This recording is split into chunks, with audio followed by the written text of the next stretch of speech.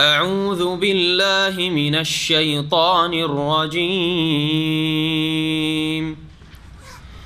وقالت اليهود يد الله مغلولة غلت أيديهم ولعنوا بما قالوا بل يداه مبسوطتان ينفق كيف يشاء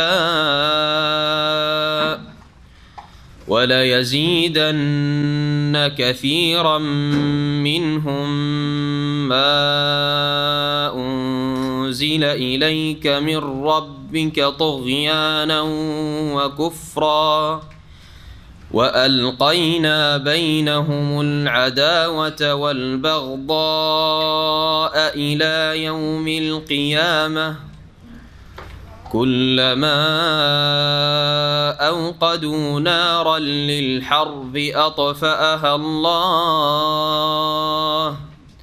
ويسعون في الأرض فسادا والله لا يحب المفسدين. ولو أن أهل الكتاب آمنوا واتقوا لكفرنا عنهم سيئاتهم ولأدخلناهم جنات النعيم ولو أنهم أقاموا التوراة والإنجيل وما أنزل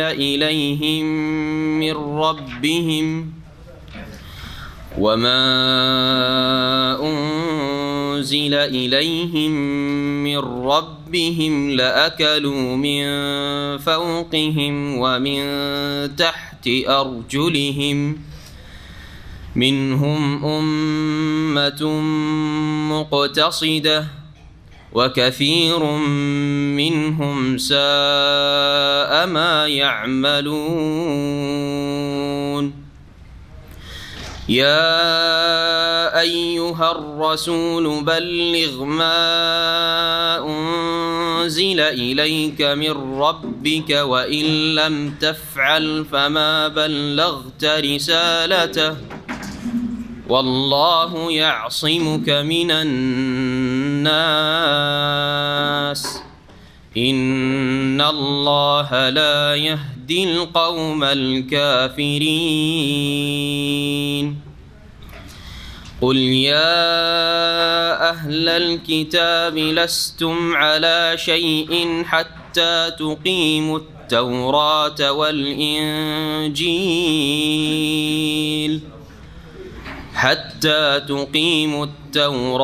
والإنجيل وما أنزل إليكم من ربكم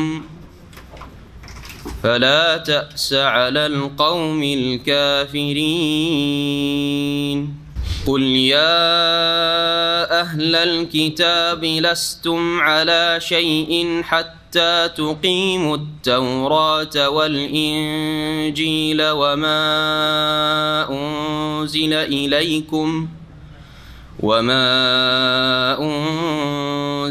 إليكم من ربكم وليزيدن كثيرا منهم ما أنزل إليك من ربك طغيانا وكفرا فلا تأس على القوم الكافرين. السلام عليكم ورحمة الله وبركاته. بسم الله الرحمن الرحيم الحمد لله رب العالمين والصلاة والسلام على سيد المرسلين نبينا محمد وعلى آله وصحبه أجمعين أما بعد فأعوذ بالله من الشيطان الرجيم. وقالت اليهود يد الله مغلولة غلت أيديهم ولعنوا بما قالوا بل يداه مبسوطتان ينفق كيف يشاء ولا يزيدن كثيرا منهم ما أنزل إليك من ربك طغيانا وكفرا وألقينا بينهم العداوة والبغضاء إلى يوم القيامة كلما أوقدوا نارا للحرب أطفأها الله ويسعون في الأرض فسادا والله لا يحب المفسدين. মহান আল্লাহ সমস্ত প্রশংসা যে আল্লাহ পাক রব্বুল আলামিন মানব জাতির কল্যাণ চান। সেই জন্য আল্লাহ পাক রব্বুল আলামিন মানুষকে সৃষ্টি করার পরে তার জীবন বিধান আসমানি সিলেবাস নাজিল করেছেন, যাতে করে তারা দিক নির্দেশনা হাসিল করতে পারে, সেখান থেকে আলো নিতে পারে, হেদায়েত নিতে পারে। সালাত এবং সালাম আম্বিয়া রসুলগণের ওপর, বিশেষ করে শেষ নবী মুহাম্মদ রাসূলুল্লাহ সাল্লাল্লাহু আলাইহি সাল্লামের ওপর, যাকে আল্লাহ পাক কোরআনে কারীম দিয়ে সারা বিশ্বের সমস্ত মানুষের জন্য রাসূল করে প্রেরণ করেছেন। আমাদের সূরা মায়দার তাফসিরের এটা হচ্ছে 7ম পর্ব, আয়াত নম্বর 64 পর্যন্ত শেষ করেছিলাম। শেষখানে সময়ের অভাবে তাড়াহড়াই, সুতরাং আবার সেই আয়াত সম্পর্কে 2-4টি কথা বলে আয়াত নম্বর 65 থেকে আসলে আমাদের তাফসীর শুরু হবে। আল্লাহ পাক রব্বুল আলামিন আয়াত নম্বর 64-তে ইহুদিদের কথা বর্ণনা করেছেন। তার আগেও ইহুদিদেরই কথা আলোচনায় হয়ে আসছে। ইহুদিরা আল্লাহ রব্বুল আলামিন সম্পর্কে বিভিন্ন রকমের বেয়াদবি করত, যেমন আম্বিয়া রসুলগণের সাথে তারা খারাপ আচরণ করেছে, বেয়াদবি করেছে, তাদের প্রাচীন ইতিহাস এটি। তারা তাদের অভাব দেখা দিলে আল্লাহ রাব্বুল আলামিনকে কৃপণ বলত, তাতে কোনো দ্বিধা করত না। আল্লাহর কাছে উত্তম পন্থায় না চেয়ে তারা আল্লাহকে বলতো যে আল্লাহ কৃপণ, সেজন্য আমাদেরকে অভাব দিয়েছে। নাউযুবিল্লাহ। তো এইরকম একটি ঘটনাও সাহাবায়ে কেরামদের জামানায় ঘটেছিল বলে বর্ণিত আছে। প্রখ্যাত তাবেঈ ইকরামা রাহমাতুল্লাহ আলাইহি বর্ণনা করেছেন, ইন্নাহা নাজালাত ফি ফানহাস আল ইয়াহুদি ওয়া ক্বালাত ইয়াহুদু ইয়াদুল্লাহি মাগলুলা। এই আয়াতটি, আয়াত নম্বর 64, ফানহাস নামক এক ইয়াহুদি সম্পর্কে নাজিল হয়, আল্লাহর লানত তার উপর এবং ওই রকমই সকল ইহুদিদের উপর। কারণ ইহুদিদের মতো জালেম পৃথিবীতে আর কোনো সম্প্রদায়, আল্লাহর হকের ক্ষেত্রে এবং মানুষের ক্ষেত্রে কোনো জালেম সম্প্রদায় পয়দা হয়নি। তারা বলেছিল, বা এই লোক বলেছিল, ইন্নাল্লাহ ফাকিরুন ওয়া নাহনু আগনিয়া, আল্লাহ হচ্ছে ফকির, অভাবী, আল্লাহ অভাবী, ও নাহানু আগনিয়া, আমরাই হচ্ছি সচ্ছল। এইরকম কথা বলেছিল। আবু বকর সিদ্দিক রাদিয়াল্লাহু তাআলা আনহু শুনতে পেয়ে তাকে মার দিয়েছিলেন। ফাদারাবাহু আবু বকর সিদ্দিক রাদিয়াল্লাহু আনহু, আল্লাহর দ্বীনের গায়রাতে, আত্মমর্যাদা বোধে এবং আল্লাহর জন্য, আল্লাহর দ্বীনের জন্য, আল্লাহ রাসূলের জন্য রাগান্বিত হওয়া সওয়াবের কাজ, এবং কোনো এইরকম অপরাধীকে শাস্তি দেওয়া, মার দেওয়া সওয়াবের কাজ। এই জন্য জিহাদ ফি সাবিলিল্লাহ সওয়াবের কাজ। শরীয়তে যেসব শর্তাবলী রয়েছে সেসব পূর্ণ করে যদি জিহাদ হয়, তাহলে সেটা সবচেয়ে বড় সওয়াবের কাজ। অনেকে এটিকে ষষ্ঠ ইসলামের স্তম্ভ বলেছেন। ইসলামের যে 5টি স্তম্ভ, 6 নম্বর স্তম্ভ বলেছেন আমর বিল মারুফ, অথবা জিহাদ ফি সাবিলিল্লাহ, অথবা দাওয়া ইলাল্লাহ। 3টাই একই কাজ, আল্লাহর দ্বীনের দাওয়াত দেওয়া, ভালো কাজের উপদেশ দেওয়া, অন্যায় কাজে বাধা দেওয়া, অথবা আল্লাহর রাস্তায় সর্বাত্মক প্রচেষ্টা চালানো, জিহাদ ফি সাবিলিল্লাহ, যেটা অন্তরের ঘৃণা করে প্রতিবাদ থেকে শুরু করে কথার দ্বারা, আর প্রয়োজনে বল প্রয়োগ করা, অস্ত্রের প্রয়োগ, জিহাদ ফি সাবিলিল্লাহ। তো আবু বকর সিদ্দিক রাদিয়াল্লাহু তাআলা ওই লোককে মার দিয়েছিলেন। ওয়াকাদ রাদ্দাল্লাহু আযজা ওয়া জাল্লা আলাইহিম মা কালুহু, যেই বেয়াদবি কথা বলেছিল এই ইহুদি, তার খণ্ডন আল্লাহ পাকে আয়াতে করেছেন। মহান আল্লাহ বলছেন, ওয়াকালাতিল ইয়াহুদু ইয়াদুল্লাহি মাগলুলা, ইহুদিরা বলে থাকে যে আল্লাহর হাত হচ্ছে সংকুচিত বা আবদ্ধ, বাঁধা। গোল্লাত আইদিহিম, আল্লাহ পাক রব তাদের উপর অভিসম্পাত করছেন, তাদের হাত ধ্বংস হোক, তাদের হাত সংকুচিত হোক, মানে ধ্বংস হোক। ও লয়েনু বেমা কালু, আর তারা যে কথা বলেছে এর কারণে তাদের ওপর লানত, অভিসম্পাত হোক।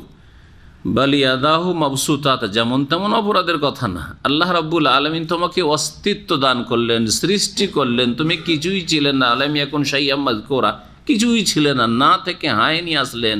আল্লাহ পাক রব্বুল আলামিন রব প্রতিপালন করলেন সমস্ত স্তরে স্তরে স্তরে, যখন যা প্রয়োজন।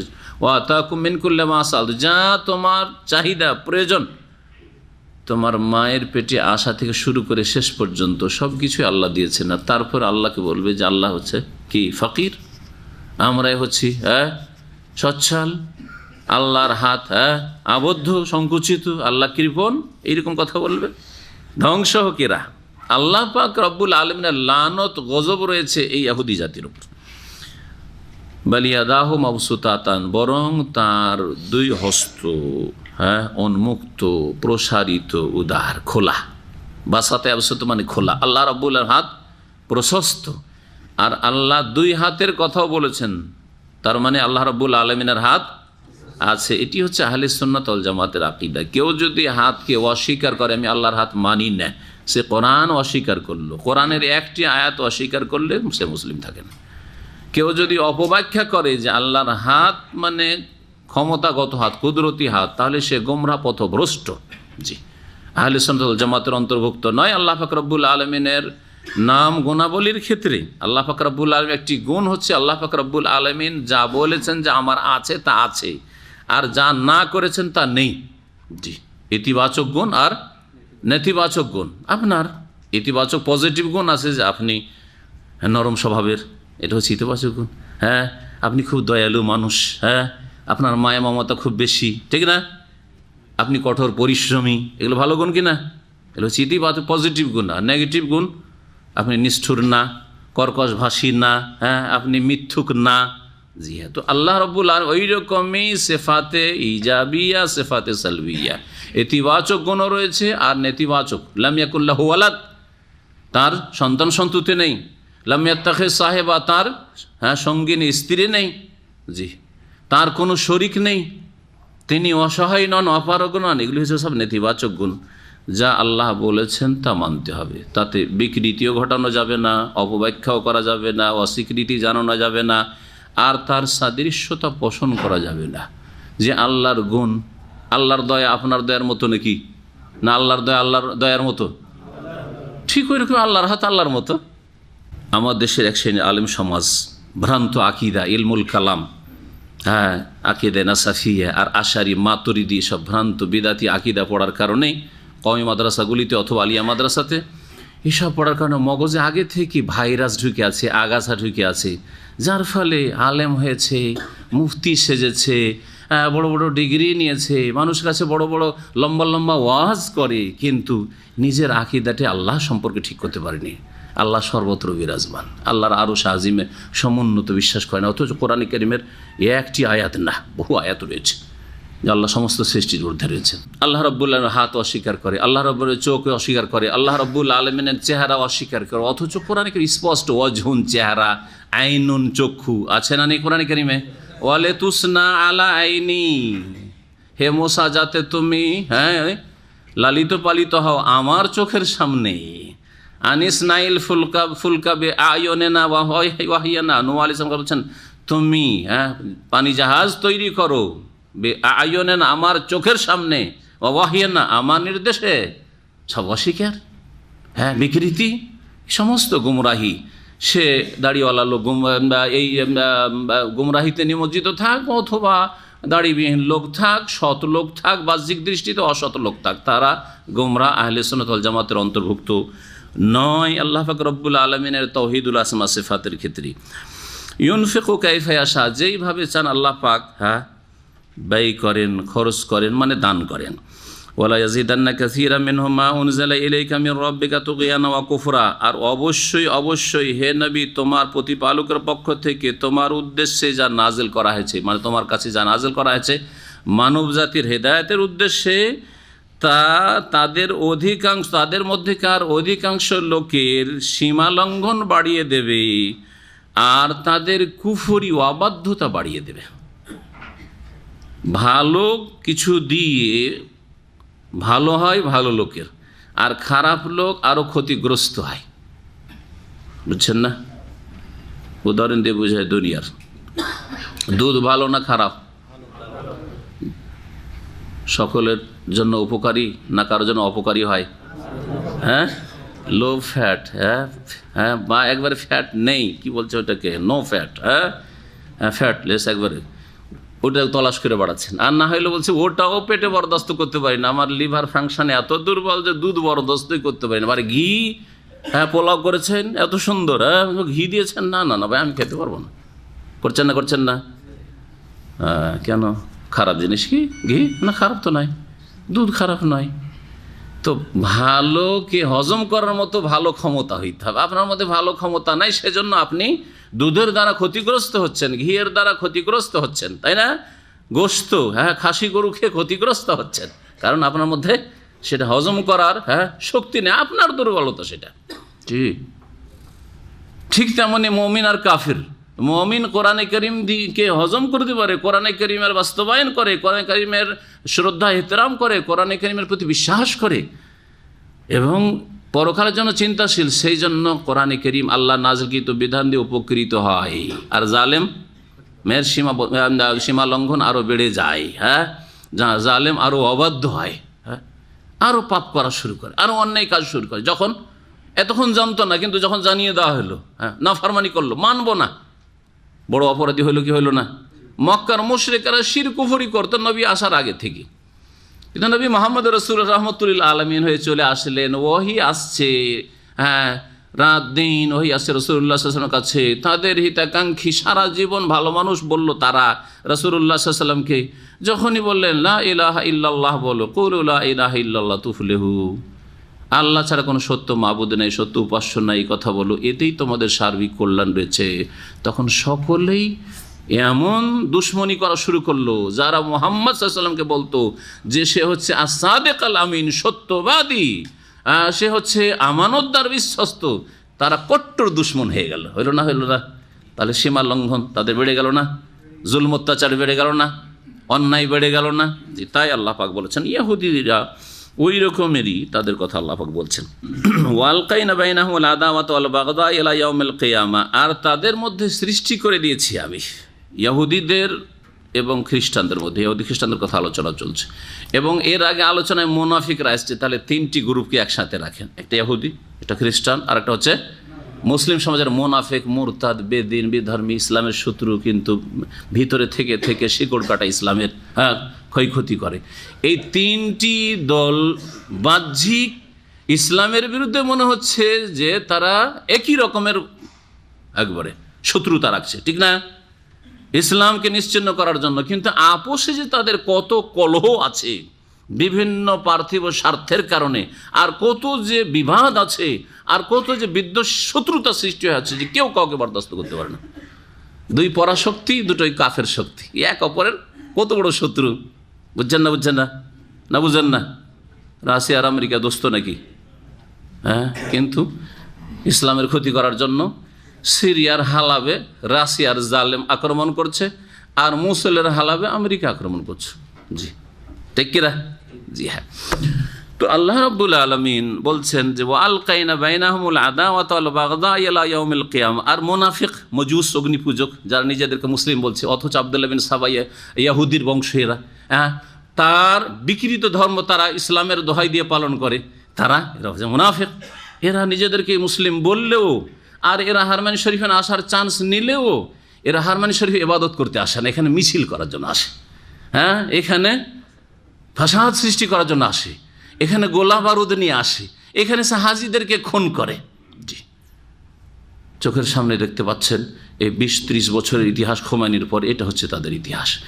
তো আল্লাহ রাব্বুর এদের মাঝে যদিও মনে হচ্ছে যে আহলে সুন্নাত ওয়াল জামাত এরা বড় শত্রুতায় এক হয়ে রয়েছে, কিন্তু আপোষে এত তাদের শত্রুতা রয়েছে, আল্লাহর পক্ষ থেকে তা সৃষ্টি করা হয়েছে ওয়ালকাইনা বাইনাহুমুল আদাওয়াত ওয়াল বাগদা ইলা ইয়াউমিল কিয়ামা, তাদের মাঝে আমি শত্রুতার বিদ্বেষ সৃষ্টি করে দিয়েছি, কিয়ামত পর্যন্ত এটা চলতে থাকবে, কিয়ামত অবধি। কুল্লামা আওকাদু নারানিল হারব, যখন যখন তারা যুদ্ধের জন্য, লড়াইয়ের জন্য আগুন প্রজ্বলিত করতে চেয়েছে, আগুন লাগাতে চেয়েছে, সারা বিশ্বে যুদ্ধ লাগিয়ে দেবো, হ্যাঁ এক দেশের ওপর এক দেশকে গ্রাস করবো, এসব শুরু করেছে তাদের, বুঝতেই পারছেন। আতফাহ আল্লাহ, যখন এইরকম ফিতনা ফাসাদ আর বিপর্যয় বিশৃঙ্খলা সৃষ্টি করার চেষ্টা করে, তখন আল্লাহ পাক তা নিভিয়ে দেন। মদিনায় তাই চেষ্টা করেছে। খন্দকের যুদ্ধের সময় মদিনার মুনাফিকরা বাইরের মুশরিক কাফেরদের সাথে আর খাইবারের ইহুদিদের সাথে, খাইবারের ইহুদিদের সাথে মুনাফিক গ্রুপ মদিনার ভিতরে আছে, আর বনু কুরাইজা ইহুদি আছে এখানে, আর কিছু ইহুদি নির্বাসিত হয়ে খাইবারে আছে সব, আর কাফের মুশরিক তো মক্কা থেকে শুরু করে চারিদিকে যে নাজদের বড় বড় কাফের গোত্রগুলো ছিল সবগুলি এক হয়ে মদিনা থেকে ইসলামকে মুসলিমকে মুহাম্মদকে নিশ্চিহ্ন করে আসবে। এবার ভিতর থেকে বাইরে থেকে সবই এক। আল্লাহ বলছেন যে যখন যখন এরা যুদ্ধ বাঁধাতে চায় আল্লাহ তা নিভিয়ে দেন। খন্দকের যুদ্ধ করতে চেয়েছিল, যুদ্ধকে এমন আল্লাহ ঝড় দিলেন আর এমন ঠান্ডা যে তাদের তাঁবুগুলো সব উড়ে গেল, আর এমন ধুলো আর অন্ধকার, চোখে মুখে ঢুকে কিছু দেখতেই পায় না, কোন দিকে পালাবে, দিশেহারা হয়ে সব ছিন্ন ভিন্ন হয়ে পালিয়ে গেল। আতফা আল্লাহ যখন যখন তারা যুদ্ধ বাঁধাতে চেয়েছে আল্লাহ যুদ্ধের আগুনকে নিভিয়ে দিয়েছেন। আউনাফিল আরদে ফাসাদান, এবং তারা পৃথিবীতে ধ্বংসাত্মক কর্মকাণ্ডে লিপ্ত থাকে, তারা পৃথিবীতে বিশৃঙ্খলা ফাসাদ সৃষ্টি করতে থাকে। এরা ফাসাদি আল্লাহ সংস্কারের নামে আর নারী অধিকারের নামে আর বিভিন্ন রকমের মানবাধিকারের নামে ইত্যাদির নামে, কিন্তু না কোনো কিছুই নেই, আসলে এরা ফাসাদ সৃষ্টি করে। ওয়াল্লাহু লা ইউহিব্বুল মুফসিদিন, আল্লাহ পাক রব্বুল আলামিন বিশৃঙ্খলা সৃষ্টিকারী, বিপর্যয় সৃষ্টিকারী, ধ্বংসাত্মক কর্মকাণ্ডে জড়িত ব্যক্তিদেরকে ভালোবাসেন না, তাদের জন্য আল্লাহর আযাব রয়েছে। ওয়ালাউ আন্না আহলাল কিতাবে আমানু, তারপর আল্লাহ পাক রব্বুল আলামিন রহমতের দরজা খুলছেন, দিক নির্দেশ দিচ্ছেন, ইহুদিকেও দিচ্ছেন, খ্রিস্টানকেও দিচ্ছেন, মুনাফিকদেরকেও দিচ্ছেন, মুসলিমদেরকে দিচ্ছেন, সৎ অসৎ সকলের জন্য। আল্লাহ পাক বলছে ওয়ালাউ আন্না আহলাল কিতাব, যদি গ্রন্থধারীরা, ঐশী গ্রন্থে তো বহনকারীরা অর্থাৎ ইহুদি এবং খ্রিস্টানরা, আমানু তারা বিশ্বাস স্থাপন করত, ওয়াত্তাকাউ আর তারা সংযত হয়ে যেত, আল্লাহকে ভয় করত, পাপ মুক্ত হয়ে যেত, লাকাফারনা আনহুম সাইয়্যাতিহিম, তাহলে তাদের গুনাহগুলিকে পাপগুলিকে মোচন করে দিতাম অবশ্যই। ওয়ালা আদখালনাহুম জান্নাতিন নাঈম, আর নিয়ামত ভরা জান্নাতে তাদেরকে দাখিল করতাম।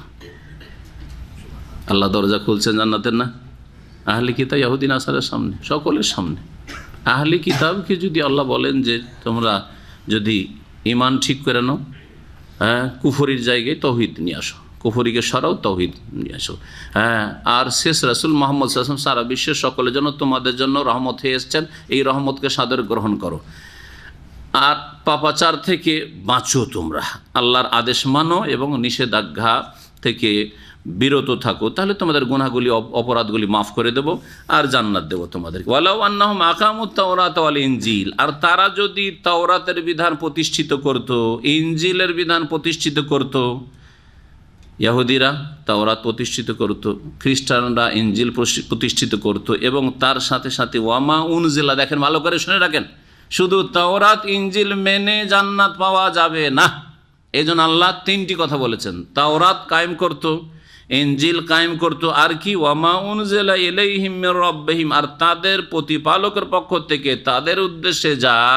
অবতীর্ণ করা হয়েছে। এটা 3 নম্বর কি, কোরআনে কারীম অবতীর্ণ করা হয়েছে তাদের সকলের জন্য, তার যদি বাস্তবায়ন করত, সেই কোরআনের বিধান যদি কায়েম করত প্রত্যেকটি দেশে, প্রত্যেক ব্যক্তির ওপর, পরিবারের ওপর, সমাজের ওপর, তাহলে শুনে রাখুন লা আকালু মিন ফাওকিহিম, তারা ওপর থেকেও আল্লাহর রিজিক খেতে পেত, ওমিন তাহাতি আরজুলিহিম, তাদের পায়ের তলা থেকেও আল্লাহর রিজিক খেতে পেত, মিনহু উম্মাতুম মুক্তাসিদা, কিন্তু তাদের একটি দল শুধু মধ্যমপন্থী রয়েছে, অল্প সংখ্যক কিছু লোক রয়েছে তাদের মধ্য থেকে মধ্যমপন্থী, যাদের কাছে রাসূলুল্লাহ সাল্লাল্লাহু আলাইহি ওয়াসাল্লাম যখন আল কোরআন নিয়ে আসলেন তখন তারা দ্রুত দিন ইসলামকে সাদরে গ্রহণ করলো, তৌহিদের সাক্ষ্য প্রদান করলো, লা ইলাহা ইল্লাল্লাহ আর শাহাদাত দিল, মুহাম্মদ রাসূলুল্লাহ শাহাদাত দিল। যেমন ইহুদিদের মধ্যে বড় একজন আলেম মদিনায় নবী সাল্লাল্লাহু আলাইহি ওয়াসাল্লাম হিজরত করে আসতে ইসলাম কবুল করেছিলেন, তার নাম কি, আব্দুল্লাহ ইবনে সালাম রাদিয়াল্লাহু তাআলা আনহু। আর একজন বড় আলেম তাদের ইসলাম কবুল করেছেন উমর রাদিয়াল্লাহু তাআলা নবী সাল্লাল্লাহু আলাইহি ওয়াসাল্লামের পরে কাব আল আহবার, জি, আর তার সাথে অল্প সংখ্যক কিছু লোক, জি, খ্রিস্টানদের মধ্য থেকে, জি হ্যাঁ, ইসলাম কবুল করেছেন বেশ কিছু। তারপরে সালমান ফার্সি পারস্য দেশ থেকে বেরিয়েছেন ইসলামের তলাশ, ইসলামের তলাশে, শেষ নবীর তলাশে। ভবিষ্যৎবাণী শুনেছেন যে শেষ নবী আসবে আর আরবের দিকে আসবে, শুধু তার ইরান থেকে রাজার ছেলে ছিল, সে রাজ পরিবার থেকে বেরিয়ে কোথায় কোথায় গিয়ে আর বিভিন্ন লোকের গোলামের জীবন কাটিয়ে শেষখানে মদিনার এক লোকের ইয়াহুদির গোলাম হয়েছে। আল্লাহ মদিনাতে পৌঁছে দিয়েছে, গোলামি করেছে ওই অবস্থায়, যে এখানে এসে ইসলাম কবুল করছে। এইরকম যুগে যুগে বহু খ্রিস্টান ইসলাম গ্রহণ করছে, তাই না? জি হ্যাঁ, যুগে যুগে বহু ইসলাম গ্রহণ করেছে খ্রিস্টানরা, সাহাবায়ে কেরামদের যুগ থেকে শুরু করে আজ পর্যন্ত। তাদের সংখ্যাই বেশি ইসলাম কবুল করার, আর অল্প ইহুদি, অধিকাংশ ইহুদি অবাধ্য, আর মুশরিকও অল্পই ইসলাম গ্রহণ করেছে। ভারতের মুসলিম যারা ইসলাম গ্রহণ করেছে তাদের অধিকাংশ সেখানকার অধিবাসী, ভারত উপমহাদেশের, যদিও কিছু হয়তো সেখানে হিজরত করে অন্য অন্য দেশ থেকে গিয়েছে। আল্লাহ পাক বলছেন যে তাদের একটি দল শুধু মধ্যমপন্থী রয়েছে, ওয়া কাসীরুম মিনহুম সাআ মা ইয়ামালুন, আর তাদের মধ্যেকার অধিকাংশই বড়ই জঘন্য কাজকর্ম করত, আমল করত, খারাপ কাজ করত। আল্লাহ রাব্বুল আলামিন আরেকটি আয়াতে এই মধ্যমপন্থীদের প্রশংসা করেছেন, আর যারা জান্নাতি তাদেরকে 3 ভাগে ভাগ করেছেন ওই আয়াতে। মহান আল্লাহ ইরশাদ করছেন, সুম্মা আওরাসনাল কিতাবাল্লাযী ইসতাফাইনা মিন ইবাদিনা, অতঃপর আমি কিতাবের উত্তরাধিকারী বানিয়েছি, ওয়ারিস বানিয়েছি ওই সব লোকদেরকে যাদেরকে আমি মনোনীত করেছি আমার বান্দাদের মধ্য থেকে। ফামিনহুম যালিমুন লিনাফসিহি, এক শ্রেণীর লোক আছে যাদেরকে মনোনীত তো করেছি, ইসলাম কবুলের তৌফিক দিয়েছি, কিন্তু তারা নিজেদের মাঝে মধ্যে জুলম অত্যাচার করে থাকে, বিভিন্ন পাপে জড়িয়ে পড়ে, মুসলিম সমাজের যারা গুনাহগার ফাঁসে কিন্তু ইসলাম ভঙ্গ করেনি, বেদিন হয়ে যায় না বা বড় শিরক করে না, কিন্তু বিভিন্ন পাপে জড়িয়ে পড়ে কুপ্রবৃত্তির কারণে। ওয়ামিনহুম মুক্তাসিদ, আর তাদের একটি দল কি রয়েছে, মুক্তাসিদ আসলো না? জি হ্যাঁ, ওখানে ছিল কি উম্মাতুম মুক্তাসিদা, ইহুদি খ্রিস্টানদের মধ্যে একটি মধ্যপন্থী দল আছে, আর মুসলিমদের মধ্যে এক দল বিভিন্ন পাপে জড়িয়ে পড়বে, আর এক দল মধ্যমপন্থী আছে, ফরজ ওয়াজিবগুলি আদায় করে, আরাম নাজায়েজ থেকে বেঁচে থাকে। তাহলে আগের দলটি যেটি জুলম অত্যাচার করে থাকে, মাঝে মাঝে ফরজে ঘাটতি করে হয়তো, কিন্তু নামাজে না, নামাজ যেহেতু নামাজ ছাড়া কুফরি কাজ, নামাজ ছাড়া ধরেন অন্য অন্য মেলা ফরজ আছে, সেগুলোতে ঘাটতি, পর্দা ফরজ ঘাটতি আছে, মেলা ফারাইজ ইসলামে আছে, বাপ মায়ের সেবা ফরজ, তাদের সাথে সদ্ব্যবহার ফরজ, তাতে কিছু ঘাটতি আছে। এইরকম মেলা ফরজ মানুষের উপর আছে যেগুলোতে ঘাটতি আছে। হারাম নাজায়েজ মেলা আছে, কিছু হারাম কাজ করে কিন্তু ইসলাম ভঙ্গ করেনি, শিরকের অপরাধ করেনি, কুফরের অপরাধ করেনি, নাস্তিক হয়ে যায়নি, সেহের জাদু টোনার মাধ্যমে ইসলাম ভঙ্গ করেনি, ইত্যাদি বহু যে সেই ইমামের বিষয় রয়েছে, এসব করেনি। তাহলে জালেমেরা। আর মধ্যমপন্থী যারা ফরজ ওয়াজিব আদায় করে আর হারাম নাজায়েজ থেকে বেঁচে থাকে মধ্যমপন্থী, তার সাথে হয়তো কিছু সুন্নত নফল আছে, ভালো কাজ আছে। ওয়ামিনহুম সাবিকুন বিল খায়রাত, আর তাদের মধ্যে এই মুসলিম উম্মতের মধ্যে একদল রয়েছে যারা কল্যাণের কাজে, কল্যাণ সমূহে মানে কল্যাণের কাজগুলিতে তারা বড় অগ্রগামী। ফরজ ওয়াজিব তো আছেই, সুন্নত নফল আছে, অনেক তাদের নফল ইবাদত বন্দেগী আছে, সারাদিনের বহু জিকির আজকার আছে, তাহাজ্জুদ আছে, সলাতুদ দুহা আছে, আল্লাহর সন্তুষ্টির জন্য তারা বহু নফল ইবাদত বন্দেগী করে, যাকাত দেওয়ার সাথে সাথে বহু দান খেরাত করে, বহু ইসলামের খেদমত করে, হজ শুধু ফরজ হজ আদায় করেনি, বহু হজ করেছে, হজ করার চেষ্টা করে, ওমরা করে, ইত্যাদি এরকম বহু নেক আমল তাদের আছে। এরা হচ্ছে সাবিকুন বিল খায়রাত, দিনের কাজে অগ্রগামী, দিনের কথা নিজে জানার সাথে সাথে অন্যকেও জাহান্নাম থেকে উদ্ধার করতে চায়, জাহান্নামের রাস্তা থেকে ফিরাতে চায়, আপ্রাণ চেষ্টা করে। একজন দিন শিখার পরে শুধু নিজের জন্য যথেষ্ট মনে করলো, আর আরেকজন বলছেন না না না, আমি জাহান্নাম থেকে বাঁচলাম, আমার জাতিকে জাহান্নাম থেকে বাঁচাইতে হবে। দুজন কি এক? বিইযনিল্লাহ, যালিকা হুয়াল ফাদলুল কাবীর। এটি হচ্ছে আল্লাহর মহা অনুগ্রহ যে জান্নাত যদি পেয়ে যান, জাহান্নাম থেকে বাঁচতে পারেন, আর বিশেষ করে যদি অগ্রগামী হতে পারেন, তাহলে মুসলিম 3 ভাগে বিভক্ত এই আয়াতে আল্লাহ পাক বলেছেন। কোন সূরা রয়েছে হাফেজ সাহেবেরা? ফাতির। আচ্ছা, আজকাল আমাদের দেশের বক্তারা যে কোনো বক্তব্য করে, আরে সূক্ষ্ম মাসলাও বয়ান করছে, বা আকিদ, সূক্ষ্ম মাসলা তো বেশি বয়ান করে না, আকিদ ধরেন গুমরাহ ভুল কথাই বয়ান করছে, শিরকি কুফরি কথা বয়ান করছে, বিদাতি কথা, পীরদের কিচ্ছা কাহিনী বয়ান করছে, শ্রোতা জানেও না, ওই দিন প্রথম শুনলে, ঠিক না বে ঠিক বলছো? ঠিক। আরে বক্তাও মূর্খ আর শ্রোতাও মূর্খ। ঠিক, আচ্ছা, যে ঠিক বলছে, সত্যায়ন করছে, সে বেশি জ্ঞানী, না যে জিজ্ঞাসা করছে সে বেশি জ্ঞানী? ভাই, আপনি একটা নামাজ পড়লেন, নামাজ পড়ার পর দ্বিধাদ্বন্দ্ব আছে, ঠিক না বেটি, আমাকে জিজ্ঞেস করতে আসলেন, কেন জিজ্ঞেস করছেন? আমি আপনার চাইতে বেশি জানি সেই জন্য। তাহলে বক্তা সাহেব এত জাহেলের জাহেল যে ও বুঝতে পারছে যে আমি এই শ্রোতাদের চাইতে বেশি মূর্খ, সেই জন্য জিজ্ঞেস করছে ঠিক না বেঠিক, ঠিক না বেঠিক, বলেন ঠিক না। আউযুবিল্লাহ। আরে একটা দুনিয়ার কথা যদি জিজ্ঞেস করি চাষাবাদ সম্পর্কে, ঠিক, তাহলে ঠিক আছে। হাফেজকে জিজ্ঞেস করলাম, ঠিক, আপনাদের জিজ্ঞেস করছি যে সূরা ফাতির ঠিক আছে কথা আমার, এটা ঠিক আছে, কারণ ও হয়তো আমার চাইতে বেশি জানতে পারে, বুঝতে পারছেন?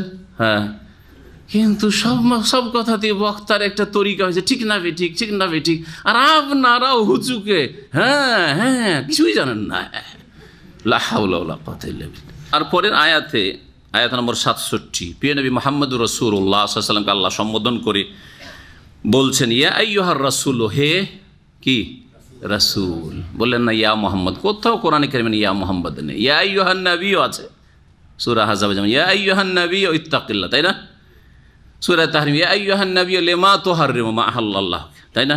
ইয়া আইয়ুহার রাসূল, এখানে বাল্লিগ, জি, হে রাসূল বাল্লিগ মা উনজিলা ইলাইকা মির রাব্বিক, তোমার প্রতি যা নাজিল করা হচ্ছে বা হয়েছে তা প্রচার করো, পৌঁছিয়ে দাও, তোমার রবের পক্ষ থেকে যা নাজিল করা হয়েছে। ওয়া ইন লাম তাফআল, যদি এই কাজটা যথাযথভাবে না করো, ফামা বাল্লাগতা রিসালাতাহু, তাহলে তার পয়গাম তুমি পৌঁছালে না ঠিকভাবে, তোমার দায়িত্ব তুমি ঠিকভাবে পালন করলে না। নবীকেও সতর্কবাণী, তোমাকে এই জন্যই পাঠিয়েছি যে তোমাকে যা কিছু বলবো তা মানব জাতির কাছে যতদূর তোমার আওয়াজ পৌঁছিবে আর যতটা তুমি মেহনত পরিশ্রম করতে পারো ততটা তোমাকে করতে হবে, কি করার জন্য? প্রচারের জন্য, প্রসারের জন্য, পৌঁছিয়ে দেওয়ার জন্য। বাল্লিগ, পৌঁছিয়ে দাও। কিন্তু কি পৌঁছাইতে হবে? আল্লাহর কথা না মুরব্বীদের কথা? হ্যাঁ, যারা আল্লাহর কথা পৌঁছায় তারা দ্বীনের তাবলীগ করে, দ্বীনের প্রচার করে। তা কোরআনে কারিমে রয়েছে, আর রাসূলুল্লাহ সাল্লাল্লাহু আলাইহি ওয়াসাল্লামের হাদিসে রয়েছে।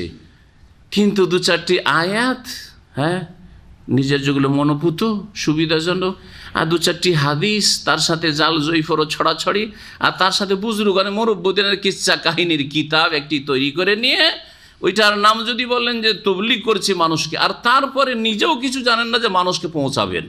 নবীকে আল্লাহ পৌঁছাতে বলেছেন, নবী সবচেয়ে বড় জ্ঞানী আল্লাহর পরে, তাই না? তার কাছে ওহী আছে, সেজন্য পৌঁছাতে বলেছেন। কিন্তু সারা জীবন ঘুষ খেলো অফিসার, রিটায়ার্ড হয়েছে, এখন চললো কোথায় তাবলীগে, কি পৌঁছাবেন? কিছু তো জানেন না আপনি। তখন একটা বাহানা, শিখতে। কি শিখবেন ওখানে? হ্যাঁ, কি শিক্ষা হয়? ওই একটা কিতাব ধরিয়ে দেওয়া হয়েছে মৌলানা ইলিয়াস সাহেবের। না, এটা ইসলামের তবলীগ না, এটা ইলিয়াসি তবলীগ। ভালো করে শুনে রাখেন, এটা ইলিয়াসি তবলীগ, এটা ইসলামের তবলীগ না। ইসলামের তবলীগ ওহী দিয়ে করতে হবে, কোরআনে কারীম দিয়ে আর রাসূলুল্লাহ সাল্লাল্লাহু আলাইহি ওয়াসাল্লামের হাদিস দিয়ে করতে হবে। হ্যাঁ, এক হাতে কোরআনে কারীম নেন, তাফসীর নেন, আর তাও সালাফে সালেহিনের কোরআন হাদিস সম্বলিত তফসির থাকতে আবার মন গড়া তফসির, এমন আকীদা আর লোকের, হ্যাঁ, স্কলারের, যার আকীদার ওপর জিজ্ঞাসা চিহ্ন, যে সাহাবাই কেরামদের মর্যাদা বুঝতো না, হ্যাঁ, যে সাহাবাই কেরামদের সমালোচনা করেছে, যেই ব্যক্তি ইসলাম সম্পর্কে ভুল তথ্য পেশ করেছে, ইসলামকে পলিটিক্যালভাবে পেশ করেছে, তার তাফসীর পড়তে উৎসাহিত করবে, এটা ইসলামের তবলীগ নয়, ইসলাম প্রচার নয়। ভালো করে বুঝেন, আল্লাহ পাক যেন বোঝার তৌফিক দান করেন। কোরআন এক হাতে, রাসূলের হাদিস, সহিহ বুখারী নেন, সহিহ মুসলিম নেন, রিয়াজুস সালিহিন নেন। হ্যাঁ, আরবদেরকে ধোঁকা কেন দিচ্ছেন? নিজেরা তো ফাজাইল আমল পড়বেন, আরবদেরকে রিয়াজুস সালিহিন ধরিয়ে দিয়ে, হ্যাঁ, তাদের চোখে ধুলো দিচ্ছেন আর কানাকা হাইকোর্ট দেখাচ্ছেন। কেন এই কাজ করছেন?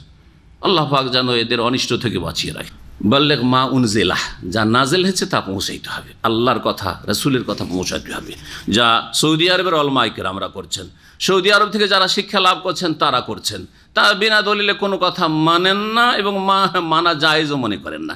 যতই বড় তার মুরব্বী হোক না কেন, যতই বড় তার খেদমত হোক না কেন, প্রত্যেক ব্যক্তির ভুল হতে পারে একমাত্র মুহাম্মদ রাসূলুল্লাহ সাল্লাল্লাহু আলাইহি সাল্লাম ছাড়া। কিন্তু তাদের বুজুর্গানি দিনের কোনো ভুল হয় না। তাদের শিরক বিদআতেরও সমালোচনা করলেই গাল খেতে হয়। তাদের শিরক বিদআত ভুল ধরলে এ শুধু ভুলই ধরে বেড়ায়, অপরাধ হয়ে গেল ভুল দ্বারা। আরে নবী করিম সাল্লাল্লাহু আলাইহি ওয়াসাল্লাম যদি মক্কার মুশরিকদের ভুল না ধরতেন তাহলে তো কেউ গাল দিত না, কেউ দুশমনি করতো না, মক্কা থেকে তাড়াইতো না। হ্যাঁ, প্রথম তো লা ইলাহা এগুলো নেই, তো প্রথমেই তো ভুল ধরা হয়েছে, কালেমাতেই তো আগে ভুল ধরা হয়েছে। লা ইলাহা এগুলো নেই, ভুল ধরলো না। ইল্লাল্লাহ, আল্লাহর ইবাদত আছে, তাহলে ইসলামে ভুল ধরতে হবে। আগাছা সাফ করতে, চাষিও আগে ভুল ধরে, হ্যাঁ, ঘাস সাফ করে জমি থেকে, তারপরে বীজ ছিটায়। জি, ভুল ধরা ছাড়া কোনো উপায় নেই যদি আপনি আল্লাহর দিন মানুষকে পৌঁছাতে চান। আর মূর্খরা যারা গাল দাওকে নিজের ধর্ম বানিয়ে ফেলেছে, তাদের কথা শুধু ভুল ধরে। ভুল না ধরলে আপনি যে জাহান্নামে যাবেন। আপনি ভুল পথে গিয়ে আপনি ডাকাতের হাতে পড়তে যাচ্ছেন, আপনার একজন জানে যে এটা ডাকাতের পথ, এই গলিতে গেলে ছিনতাই হয়ে যাবে, তার জন্য ফরজ নয় আপনার জান বাঁচানো? অবশ্যই ফরজ। দুনিয়ার ক্ষেত্রে যদি এটা ফরজ হয়ে যায় তো আপনি জাহান্নামে পড়তে যাচ্ছেন। আর সে হিতাকাঙ্ক্ষী হয়ে জাহান্নামের রাস্তা থেকে আপনি ইসলাম পালন করছেন, কিন্তু এমন ভুল ইসলাম পালন করছেন যে ইসলামের কারণে ইসলাম পালন করেও আমেলাতুন্না আসে বা তাসলানা আর হামিয়া, জ্বলন্ত আগুনে পড়তে হবে। তা আপনার ভুল না ধরলে তো আপনার ক্ষতি হলো, আপনার ক্ষতি হলো। আল্লাহ পাক যেন আমাদের বুঝার তৌফিক দান করেন। ইয়া আইয়ুহার রাসূল বাল্লিগ মা উনজিলা ইলাইকা মির রাব্বিকা ওয়া ইন লাম তাফআল ফামা বাল্লাগতা রিসালাতাহ। যা নাজিল হচ্ছে তার প্রচার করো তোমার রবের পক্ষ থেকে। ওয়া ইন লাম তাফআল, আর এই দায়িত্ব যদি পালন না করো ঠিকভাবে, তাহলে আল্লাহর রিসালাত, আল্লাহর মেসেজ পয়গাম তুমি পৌঁছালে না, যে দায়িত্ব তোমাকে দিয়েছি। ওয়াল্লাহু ইয়াসিমুকা মিনান নাস, আর পৌঁছাতে গিয়ে কাউকে ভয় করিও না, কারণ আল্লাহ তোমাকে রক্ষা করবেন, বাঁচাবেন মানুষ থেকে, মানে মানুষের অনিষ্ট থেকে। হাদিসে রয়েছে পিয়ানি মুহাম্মদ রাসূলুল্লাহ সাল্লাল্লাহু আলাইহি সাল্লামের বাড়ির চারপাশে এই আয়াত নাজিল হওয়ার আগে পর্যন্ত, যেহেতু মদিনায় মুনাফিক দুশমন আছে, ইহুদি শত্রু আছে, আবার বাইরের মুশরিক শত্রুরা যে কোনো সময় হামলা করে দিতে পারে, সেজন্য সাহাবায়ে কেরামরা পাহারা দিতেন। নবী সাল্লাল্লাহু আলাইহি ওয়াসাল্লাম না বললেও তারা ঘোরাঘুরি করতেন, রাত্রে ঘোরাঘুরি করতেন নবী সাল্লাল্লাহু আলাইহি সাল্লামের বাড়ির চারিদিকে, মসজিদে নবীর আশেপাশে, নবীর ঘরের চারিদিকে ঘোরাঘুরি করতেন সারা রাত। যখন এই আয়াত নাজিল হইল, নবী করিম সাল্লাল্লাহু আলাইহি সাল্লাম বললেন যে না, আর আল্লাহ আমাকে নিশ্চয়তা দিয়ে দিয়েছেন, ওয়াল্লাহু ইয়াসিমুকা মিনান নাস, আল্লাহ তোমাকে রক্ষা করবেন মানুষের অনিষ্ট থেকে। যাও তোমরা নিজ নিজ বাড়িতে ঘুমাও, ঘোরাফেরা করতে। এবং আল্লাহ রাব্বুল আলামিন যতদিন পর্যন্ত দিনকে কমপ্লিট নাজিল না করে, ততদিন পর্যন্ত আল্লাহ পাক রাসূলকে বাঁচিয়ে রেখেছেন। 20 দিয়েছে ইহুদি মহিলা, তারপরও কোনো ক্ষতি হয়নি, ঠিক না? আর যখন আলিয়াম আকমালতু লাকুম দীনাকুম হয়ে গেল বিদায় হজে, আর তারপরে হজ করে আসজিল হজ মাসে ফিরে আসলেন, মুহররম গেল, সফর গেল, রবিউল আউয়াল মাসে রাসূলুল্লাহ সাল্লাল্লাহু আলাইহি ওয়াসাল্লাম ইন্তেকাল করলেন, কাজ শেষ হয়ে গেছে। জি, ইযা জা নাসরুল্লাহ ওয়াল ফাতহ, আল্লাহর সাহায্য চলে এসছে, বিজয় হাসিল হয়ে গেছে। ওরা আয়তান্নাস ইয়াদখুলুনা ফি দীনিল্লাহ আফওয়াজা, এখন ভয় নেই, ইসলাম কবুল করলে দলে দলে আসছে, নির্দ্বিধায় আর সাহসের সাথে ইসলাম গ্রহণ করতে পারছে, রাস্তায় কোনো ইট পাটকেল নেই, বাধা নেই। ইয়াদখুলুনা ফি দীনিল্লাহ, দলে দলে ইসলামে প্রবেশ করছে লোকেরা। কাজ তোমার হয়ে গেছে। ফাসাব্বিহ বিহামদি রাব্বিকা ওয়াস্তাগফির, এখন আল্লাহ পাকের তসবিহ করো, আখিরাতের সম্বল বেশি বেশি সঞ্চয় করো, আর আল্লাহর প্রশংসার সাথে সাথে ইস্তিগফার করো আল্লাহর কাছে। ইন্নাহু কানা তাওয়াবা, সূরা নাসর নাজিল হইল। তো আল্লাহ পাক বলছেন ইন্নাল্লাহা লা ইয়াহদিল কওমাল কাফিরিন, নিশ্চয়ই আল্লাহ পাক কাফের সম্প্রদায়কে সঠিক পথে পরিচালিত করেন না, কারণ তারা অবাধ্যতার পথ যখন নিয়েছে তখন আল্লাহ পাক জবরদস্তি করেন না। কুল, হে নবী বলে দিয়ে, আহলাল কিতাবে, হে আহলে কিতাব, হে কিতাবধারীরা, ইহুদি নাসারা, লাস্তুম আলা শাইইন, তোমরা কোনো ভিতের ওপর প্রতিষ্ঠিত নও। লাস্তুম আলা শাই, তোমরা কোনো ভিত্তির ওপর প্রতিষ্ঠিত না, কায়েম না, হাত্তা তুকিমুত তাওরাত ওয়াল ইনজিল, যতদিন পর্যন্ত তোমরা সঠিকভাবে অবিকৃত আসল রূপে যে তাওরাত নাজিল হয়েছে, তাওরাত প্রতিষ্ঠা না করবে, যাতে ছিল তৌহিদ,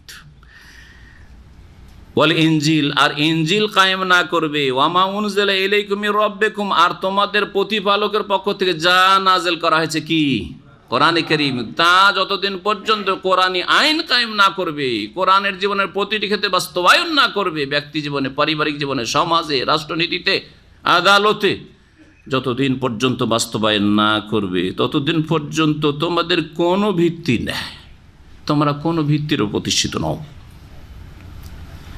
এটা যেমন তাদেরকে বলা হয়েছে, সকলকে বলা হয়েছে, ঠিক না? তাদেরকে যদি বলা হয় তো আমাদেরকে প্রথম সম্বোধন না, তাহলে মুসলিম জাতিতে মুসলিম, কিন্তু কোরআনের বাস্তবায়ন জীবনে করলেন। আল্লাহ বলছেন আকিমুস সালাত, নামাজ আপনার 5 ওয়াক্ত ঠিক নেই, সময় মতো নামাজ হয় না, তাহলে তোমার কোনো ভিত্তি নেই হে মুসলিম। লাস্তুম আলা শাই, ভালো করে শুনুন। হাত্তা, তারপর বলছেন ওমা উনজিলা ইলাইকুম মির রাব্বিকুম ওয়া লা ইয়াজিদান্না কাসীরাম মিনহুম মা উনজিলা ইলাইকুম মির রাব্বিকা তুগয়ানা ওয়া কুফরা। হে নবী, তোমার রবের পক্ষ থেকে তোমার প্রতি যা নাজেল হচ্ছে তা তাদের অধিকাংশের সীমালঙ্ঘনকে, তুগয়ান সীমালঙ্ঘন, আর কুফরিকে বৃদ্ধি করবে। ফালা তাসা আলাল কওমিল কাফিরিন, সুতরাং তুমি কাফের সম্প্রদায়ের ওপর হাহুতাশ করিও না, আক্ষেপ করিও না, আক্ষেপ করিও না, দুঃখ করিও না। দুঃখটাকে মানুষ স্বেচ্ছায় করে না, অনিচ্ছাকৃত আসে। এটা জিজ্ঞাসা করা চলবে, কারণ এটা হচ্ছে জেনারেল নলেজ। কারণ আপনিও দুঃখিত হন, আপনিও খুশি হন। খুশিটা কি নিয়ে আসতে হয় না নিজে নিজে চলে আসে? নিজে নিজে খুশির কিছু ব্যবস্থা হইলেই চলে আসে, তাই না? আচ্ছা, দুঃখ, মা মারা গেছে, আমি দুঃখিত হব না। আরে দুঃখিত হন না, দুঃখ আসবেই, আসবে না? আপনি কি শখ করে দুঃখ নিয়ে এসছেন? আর যদি এড়াতে আমি দুঃখ করবই না, একবারে জিরো, কিচ্ছু নেই, হবে? হবে, হ্যাঁ। তার বহিঃপ্রকাশ ঘটাচ্ছেন না, হ্যাঁ, বহিঃপ্রকাশ ঘটাচ্ছেন না, একবারে কান্নায় ভেঙে পড়েছেন, হাই হাই করছেন না, কিন্তু দুঃখ অবশ্য আছে, শোক আছে। তাহলে আল্লাহ যে বলছেন যে তুমি কাফের সম্প্রদায় বলে দুঃখিত হইও না, তো মানে দুঃখ করিও না, না, এতে সান্ত্বনা দেওয়া হয়েছে। দুঃখ এমনি চলে আসে। রাসূলুল্লাহ সাল্লাল্লাহু আলাইহি ওয়াসাল্লাম বড়ই দয়ালু ছিলেন, বিল মুমিনিনা রাউফুর রাহিম। হাই রে, এই লোকগুলো জাহান্নামে যাবে, দুঃখিত হইতেন, মনে কষ্ট পেতেন, চিন্তিত হয়ে যেতেন, হ্যাঁ, আপ্রাণ চেষ্টা করতেন। লাআল্লাকা বাখিউন নাফসাক আল্লা ইয়াকুনু মুমিনিন, এরা যদি ইসলাম গ্রহণ না করে তাহলে কি তুমি নিজেকে ধ্বংস করে ফেলবে? তুমি কি হার্ট অ্যাটাক করে মারা যাবে? সান্ত্বনা দিচ্ছেন না। কেন কেন তুমি ভেঙে পড়ছো? তোমার কাজ তুমি করে যাও, তারপরে ফামান শাফালি মানে ওমান শাফালি, এক মানুক মানুক, না মানুক তাই মানুক, করার কি আছে? তো দুঃখ করিও না মানে দুঃখ নিজের হাতে নেই, মানে তোমাকে সান্ত্বনা দিচ্ছি তোমার দুঃখে, হ্যাঁ, তোমার এই কষ্টে সান্ত্বনা দিচ্ছি, ধৈর্য ধারণ করো। ইন্নাল্লাযীনা আমানু ওয়াল্লাযীনা হাদু ওয়াস-সাবিউনা ওয়ান-নাসারা মান আমানা বিল্লাহি ওয়াল ইয়াউমিল আখির ওয়া আমিলা সালিহান ফালা খাউফুন আলাইহিম ওয়া লা হুম ইয়াহজানুন। এই আয়াতের ব্যাখ্যা তাফসীর ভুল বোঝার কারণে অনেক দুনিয়ার শিক্ষিতরা বিভ্রান্তির শিকার হয়েছে, গোমরাহ হয়েছে। সেই জন্য এই আয়াতের তাফসীরটা ভালো করে আজকে শুনেন। নিশ্চয়ই যারা ঈমান নিয়ে এসছে, অর্থাৎ যারা মুসলিম, ঈমান নিয়ে এসছে মানে যারা মুসলিম, ওয়াল্লাযীনা হাদু, আর যারা ইহুদি হয়েছে, ইহুদি জাতির কথা হলো দ্বিতীয় জাতি, ওয়াস-সাবিউন, আর যারা সাবেঈ, সাবেঈ কারা, এই নিয়ে মুফাসসিরিনদের দ্বিমত রয়েছে। একদল বলছেন যে সাবেঈও ইহুদি খ্রিস্টানদের মতো কিতাব ধারণকারী, তাদেরও নবী ছিল, কোনো নবী ছিল, কিন্তু যুগের আবর্তন বিবর্তনে তারা প্রায় শেষ হওয়ার মতোই। জি, ইহুদি খ্রিস্টানের মতো এরকম প্রসিদ্ধ নেই। কেউ কেউ বলছেন না না, এরা তারকার পূজারী ছিল, মুশরিক। একদল মুশরিক সাবেঈ যারা তারকার পূজা। আর তারপরে আল্লাহ পাক রব্বুল আলামিন কি বলছেন? ওয়ান নাসারা, এবং যারা খ্রিস্টান, মান আমানা, এখন শোন, মান আমানা বিল্লাহি ওয়াল ইয়াউমিল আখির, যারা আল্লাহর প্রতি বিশ্বাস স্থাপন করবে এবং পরকালে বিশ্বাস স্থাপন করবে, ওয়া আমিলা সালিহান, এবং সৎ কাজ করবে, ফালা খাউফুন আলাইহিম, তাদের কোনো ভয় নেই, ওয়া লা হুম ইয়াহজানুন, আর তারা চিন্তিত হবে না। এ আয়াত থেকে ভুল বুঝাটা শোনেন। কিং ফাহাদ পেট্রোলিয়াম ইউনিভার্সিটি জাহরানে আছে না, এখানে 5-7 বছর আমি তাফসীর করেছি। কিছু প্রফেসর বসতেন, বাংলাদেশি, বাংলাভাষী আর কি, বিভিন্ন দেশের, কানাডারও ছিল, আমেরিকার ছিল, আর বাংলাদেশের কিছু ছেলে, আর কিছু ছেলে মাস্টার্স পিএইচডি করতে আসে বুয়েট থেকে বা বিভিন্ন ইঞ্জিনিয়ারিং ইউনিভার্সিটি থেকে, ওরা বসতো বিশেষ করে। তো দীর্ঘদিন গিয়েছি, জুমার দিনে আসর থেকে মাগরিব যেতাম, অথবা মাগরিব থেকে এশা যেতাম দীর্ঘদিন। তো ওই সময় একজন সিনিয়র প্রফেসর, ভদ্রলোক, নাম বলছি না কারণ নাম বললে সরাসরি গীবত হয়ে যাবে, আল্লাহ পাক হেদায়েত করেন এবং হেদায়েতের দিকে ফিরিয়ে নিয়ে আসেন, তখনকার মতো তাকে বোঝাতে সক্ষম হয়েছিলাম। তো আল্লাহ জানে এখন তার অন্তর ফিরল কিনা। যেহেতু আমেরিকা অথবা কানাডার পাসপোর্ট হোল্ডার, সে এইরকম আলোচনা যখন এসে বলছে যে ইহুদি খ্রিস্টানরা তো যদি তাদের ধর্মের ওপর ঠিক থাকে, মানে শিরক মুক্ত থাকে, তাহলে তারা জান্নাতে যাবে, কেন যাবে না? তারা যদি ভালো কাজ করে, জেনা না করে, খুন না করে, পাপাচারে লিপ্ত না হয়, তাহলে কি করবে? তারা জান্নাতে যাবে, এরকম কথা। ইন্না লিল্লাহি ওয়া ইন্না ইলাইহি রাজিউন। এটা ঈমান ভঙ্গকারী বিষয়। কেউ যদি মনে করে যে মুহাম্মদুর রাসূলুল্লাহ সাল্লাল্লাহু আলাইহি ওয়াসাল্লামের প্রতি ঈমান ছাড়াও জান্নাতে যাবে, সে মুসলিম হতে পারেনি। ভালো করে শুনে রাখেন, এটা হচ্ছে ইসলামী আকীদা। কারণ ইসলামের প্রথম স্তম্ভ হচ্ছে দুটো কথার সাক্ষ্য প্রদান করা। কি? আশহাদু আল্লা ইলাহা ইল্লাল্লাহ, লা ইলাহা ইল্লাল্লাহ, আল্লাহ ছাড়া কোনো সত্য উপাস্য নেই এই কথার সাক্ষ্য প্রদান করা, আর মুহাম্মাদুন রাসূলুল্লাহ, মুহাম্মদ আল্লাহর প্রেরিত রাসূল, এই কথার সাক্ষ্য প্রদান করা, এটা হচ্ছে ইসলামের প্রথম পিলার। তো ইহুদি খ্রিস্টান যদি তৌহিদের ওপর, প্রথম কথা তাদের মধ্যে শিরক চলে এসছে, খ্রিস্টানদের মধ্যে তৃতীয়বাদ, আল্লাহর সন্তান সাব্যস্ত করা, ঈসা আলাইহিস সালামকে, ইহুদিরা ওজাইরকে আল্লাহর সন্তান সাব্যস্ত করেছে। তারপর ইহুদিদের মধ্যে বহু এইরকম কুফরি আকীদা রয়েছে, তাদের কিতাবকে তারা বিকৃত করে ফেলেছে, ইনজিলকে খ্রিস্টানরা বিকৃত করে ফেলেছে, তাদের ধর্ম বিকৃত ধর্ম। তারপরেও যদি বলে বিকৃত ধর্ম আমরা মানি না, আমাদের তো আসল তাওরাতেরটা মানি, আসল তাওরাতের অস্তিত্ব পৃথিবীতে নেই। জি, তারপরেও বলছি যে রাসূলুল্লাহ সাল্লাল্লাহু আলাইহি সাল্লামের প্রতি ইহুদি খ্রিস্টান ঈমান নিয়ে আসেনি। যদি ঈমান নিয়ে আসে তখন আর ইহুদি খ্রিস্টান থাকছে না, তখন তার নাম কি হয়ে যাচ্ছে? ওয়াসাম্মাকুমুল মুসলিমিন, মুসলিম হয়ে যাচ্ছে। ঠিক কিনা? তাদের পূর্বপুরুষ ইব্রাহিম আলাইহিস সালাম ছিলেন, আর রাসূলুল্লাহ সাল্লাল্লাহু আলাইহি ওয়াসাল্লাম পূর্বপুরুষ ইসমাইল বংশের পূর্বপুরুষ ইব্রাহিম আলাইহিস সালাম। ঠিক কিনা? তো ইব্রাহিম আলাইহিস সালামের দিন হচ্ছে ওয়াসাম্মাকুমুল মুসলিমিন, মুসলিম হয়ে যেত।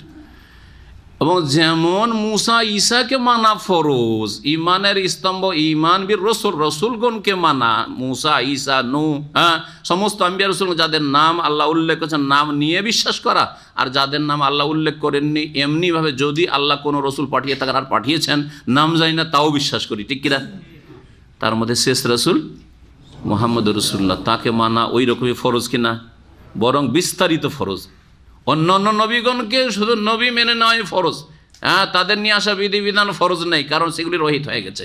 কিন্তু শেষ রাসূলের প্রত্যেকটি নিয়ে আসা বিধান মোতাবেক জীবনযাপন করা প্রত্যেক মানুষের জন্য ফরজ। কথা ঠিক বলছে না ভুল? এটা ওদের তরিকে জিজ্ঞেস করলাম। প্রিয় নবী সাল্লাল্লাহু আলাইহি ওয়াসাল্লাম ওমর রাদিয়াল্লাহু তাআলার হাতে একটা তাওরাতের অংশ দেখেছেন, শখ করে একটু তাওরাতে কি আছে পড়ে দেখি, তখনও বিকৃত হয়ে গেছিল তাওরাত।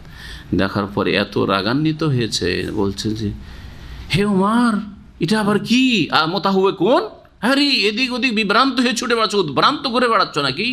হ্যাঁ, এখনো কি হক পাওনি, সত্য পাওনি? আলাম ইয়াতিকুম বিহা বাইদা নাকিয়া, স্বচ্ছ আর পরিষ্কার পরিচ্ছন্ন দিন আর সুস্পষ্ট দিনকে আমি নিয়ে আসেনি? ওয়াল্লাহি, আল্লাহর শপথ করে বলছি, লাউ কানা মূসা হাইয়ান, এখন যদি মূসা আলাইহিস সালাম জীবিত থাকতেন, মা ওয়াসিয়াহু ইল্লা আন ইয়াত্তাবিআনি, তাহলে আমার অনুসরণ করা ছাড়া তার কোনো উপায় ছিল না। জি হ্যাঁ, অথচ তিনি রসুল, মূসা কালিমুল্লাহ, রসুলুল্লাহ। ঠিক কিনা? তাহলে এই আকীদা এখান থেকে বোঝা যে মমিন হইল জান্নাত যদি ভালো কাজ করে, আর ইহুদি, ওরা ভুল কি বোঝাচ্ছে, যারা মমিন হইল আর যারা ইহুদি থাকলো, যারা সাবেই থাকলো, যারা খ্রিস্টান থাকলো, যদি ইমান ঠিক থাকে আর আখিরাত প্রতি বিশ্বাস থাকে, ভালো কাজ করে, তাহলে কোনো ভয় নেই, কোনো চিন্তা নেই। তার মানে ইহুদিও জান্নাতি আর খ্রিস্টানও জান্নাতি। হ্যাঁ, এটা হচ্ছে কেমন বুঝা? ওস্তাদ ছাড়া বুঝা। এটা হচ্ছে ওস্তাদ ছাড়া বুঝা আর তাফসীর ছাড়া বুঝা। আর এই আয়াত রাসূলুল্লাহ সাল্লাল্লাহু আলাইহি ওয়াসাল্লামের প্রতি নাযিল হয়েছেন, সাহাবায়ে কেরাম রাসূল থেকে যেইভাবে আয়াতটা বুঝেছেন তাদেরকে উপেক্ষা করে বুঝা, স্বাধীন বুঝা, বিনা ওস্তাদে বুঝা। বিনা ওস্তাদে বুঝলে কি হয়? মেলা হাস্যকর গল্প আছে, তার মধ্যে একটি আছে উর্দু পড়ায় আমাদের দেশের মক্তবগুলিতে, তাই না? তো জামাতে নামাজ পড়লে হালকা পড়তে হয় ইমামকে, ঠিক না? লিখা আছে উর্দুতে হালকি পড়ে, তো হায় জবর না দিয়ে জের দিয়ে দিয়েছে, দিয়ে পড়েছে जब इमामत करे জামাত কি ইমামত করে তো হিল কে পড়ে, কারণ ওস্তাদের কাছে পড়েনি উর্দু। হ্যাঁ, কি পড়ছে? হিল কে পড়ে। হিল কে মানে তখন জামাতে নামাজ শুরু করেছে, ইমাম আর ঝুঁকা শুরু করেছে। আমাদের যুগের ঘটনা, এক ছাত্র जब मैयत को दफन करे, কি আছে? जब मैयत को दफन करे, ছেলেটি পড়ছে আমাদের যুগের ছেলে ছাত্র, जब मैयत को दफन करे, কি পড়ছে? मैयत को दफन, को আলাদা, मैयत কে, को মানে কে, তাই না? দফন করবে তখন কি পড়বে? বিসমিল্লাহ ওয়া আলা মিল্লাতি রাসূল, ঠিক না?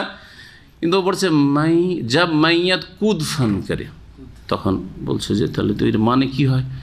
মাইয়াত আবার কি করে কুদাকুদি করলো, মানে লাফালাফি, কুদফান তো বুঝেন মানে লাফালাফি, ফাল দেওয়া আর কি। মাইয়াত কি করে লাফালাফি করবে, বুঝতে পারছেন? তো এইরকম হইল অবস্থা যারা স্বাধীনভাবে কোরআন বুঝতে চায়। হ্যাঁ, জার্নাল লাইনে লেখাপড়া করেছে আর বলছে আমি কোরআনে তফসির করছি, টিভিতে তফসির করছি, আমি ওই আমার ছাত্রদের তফসির করছি, আমার সংগঠন লোকের আমরা তফসির করি। হাওলা ওয়ালা কুওয়াতা ইল্লা বিল্লাহ। ইসলাম জানতে হবে ইসলামের উৎস থেকে। হ্যাঁ, রাসূলুল্লাহ সাল্লাল্লাহু আলাইহি ওয়াসাল্লাম এই আয়াত বুঝেছেন, সাহাবারা কীভাবে বুঝেছেন, তাবেঈনরা কী তাফসীর করেছেন, হ্যাঁ, সালাফে সালেহিন কী তাফসীর করেছেন, ইমাম ইবনে কাসির কী তাফসীর করেছেন, ইমাম ইবনে জারির তাবরি কী তাফসীর করেছেন, ইমাম কুরতুবী কী তাফসীর করেছেন, সেগুলো দেখতে হবে। সবকে উপেক্ষা করে দেওয়া কারো কথা আমি স্বাধীনভাবে বুঝবো, তাদের দশা এরকম হবে। তাহলে তাদের ভুল বোঝাটাকে স্পষ্ট করলে এখন সঠিক তাফসীর কি? যারা মুসলিম, ইন্নাল্লাযীনা আমানু মানে যারা জাতিতে মুসলিম আপনারা, আর যারা ইহুদি জাতিতে, যারা সাবেঈ জাতি, হ্যাঁ, এইরকম যারা খ্রিস্টান জাতি, আল্লাহ বলছেন মান আমানা বিল্লাহি ওয়াল ইয়াউমিল আখির। অন্য আয়াতে রয়েছে মান আমানা মিনহুম বিল্লাহি, সূরা বাকারাতে রয়েছে মান আমানা মিনহুম।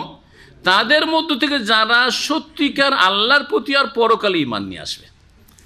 আজকে বলেন অধিকাংশ খ্রিস্টান জগৎ, যারা খ্রিস্টানদের সাথে বসবাস করেছেন, তারা বস্তুবাদী, বস্তু ছাড়া কিচ্ছু বুঝে না। তারা আখিরাত পরকাল সম্পর্কে কোনো জ্ঞান রাখে না।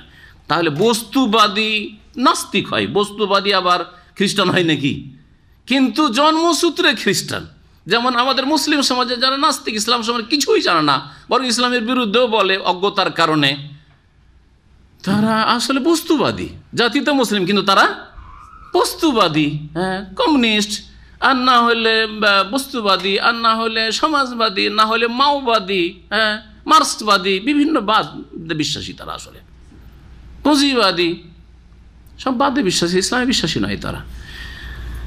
মুসলিম একটি জাতি, ইহুদি একটি জাতি, সাবিয়া একটি জাতি, খ্রিস্টান একটি জাতি। মান আমানা বিনহুম বিল্লাহি ওয়াল ইয়াউমিল আখির, যারা ওদের মধ্য থেকে সত্যিকার আল্লাহর প্রতি ঈমান রাখবে, পরকালে বিশ্বাস করবে, যারা আল্লাহর পরকালে বিশ্বাস করে, আল্লাহর পাকড়াওকে ভয় করবে না, আল্লাহর সামনে হিসাব দিতে হয় ভয় করবে না, আখিরাতে বিশ্বাস করে আখিরাতে যেন প্রস্তুতি নেবে না, হ্যাঁ, আর আখিরাতে যেন প্রস্তুতি, আর ঈমানকে সুন্দর করা, ঈমানের কয়টি পিলার, ইসলামের কয়টি পিলার, এগুলি রাসূলুল্লাহ সাল্লাল্লাহু আলাইহি ওয়াসাল্লামের কাছ থেকে শিখতে হবে না? হ্যাঁ, তাহলে 5 ওয়াক্ত সালাত কায়েম করতে হবে না? কোন ইহুদি খ্রিস্টান 5 ওয়াক্ত সালাত আদায় করে? মুসলিমই করে না তো। হ্যাঁ, কোন খ্রিস্টান ইহুদি মুহাম্মদ রাসূলুল্লাহ শাহাদাত দান করে? তাহলে তারা কি করে এতে শামিল হবে? যারা তাদের মধ্য থেকে আল্লাহ পরকালে বিশ্বাসী, তার সাথে আরও বলছেন ওয়া আমিলা সালেহান, আর ভালো কাজ করে। ভালো কাজের দুটো শর্ত, নেক আমল হওয়ার জন্য কয়টা শর্ত? দুটো শর্ত। কি কি? এক, আল্লাহর জন্য হইতে হবে, আর শেষ রসুলের তরিকায় হইতে হবে। তাহলে ভালো কাজটির কোয়ালিটি কেমন হইতে হবে? আমার প্রিয় নবী মুহাম্মদ রাসূলুল্লাহ সাল্লাল্লাহু আলাইহি ওয়াসাল্লাম যেই তরিকার নামাজ পড়েছেন, যেই তরিকার ইসলাম পালন করেছেন, যেই রকম বিধিবিধান নিয়েছেন, সেই বিধিবিধান আপনাকে মেনে চলতে হবে। এটা হচ্ছে আমালে সালেহ। এটা যদি ইহুদির বাচ্চাও করে, খ্রিস্টানের বাচ্চাও করে, হিন্দুর বাচ্চাও করে, বুদ্ধিস্টের বাচ্চাও যদি এই আমল করে, তিনটি কাজ, আল্লাহর প্রতি ঈমান, পরকালের প্রতি ঈমান, আর ভালো কাজ, এই দুটি শর্ত ভালো কাজের সংজ্ঞায় যদি ভালো কাজ করে, তাহলে ফালা খাউফুন আলাইহিম, ইহুদির সন্তানের কোনো চিন্তা নেই, খ্রিস্টানের সন্তানের কোনো চিন্তা নেই। কোন পরিবারে জন্ম নেই সেটা দেখার বিষয় নয়। হ্যাঁ, মুসলিম পরিবারে জন্ম নিল না কোথায় নাস্তিকের পরিবারে জন্ম, সেটা দেখার বিষয় নেই। ফালা খাউফুন আলাইহিম ওয়ালা হুম ইয়াহজানুন, তাদের কোনো ভয় নেই, তাদের কোনো চিন্তা নেই, সে মুসলিম। ঠিক কিনা?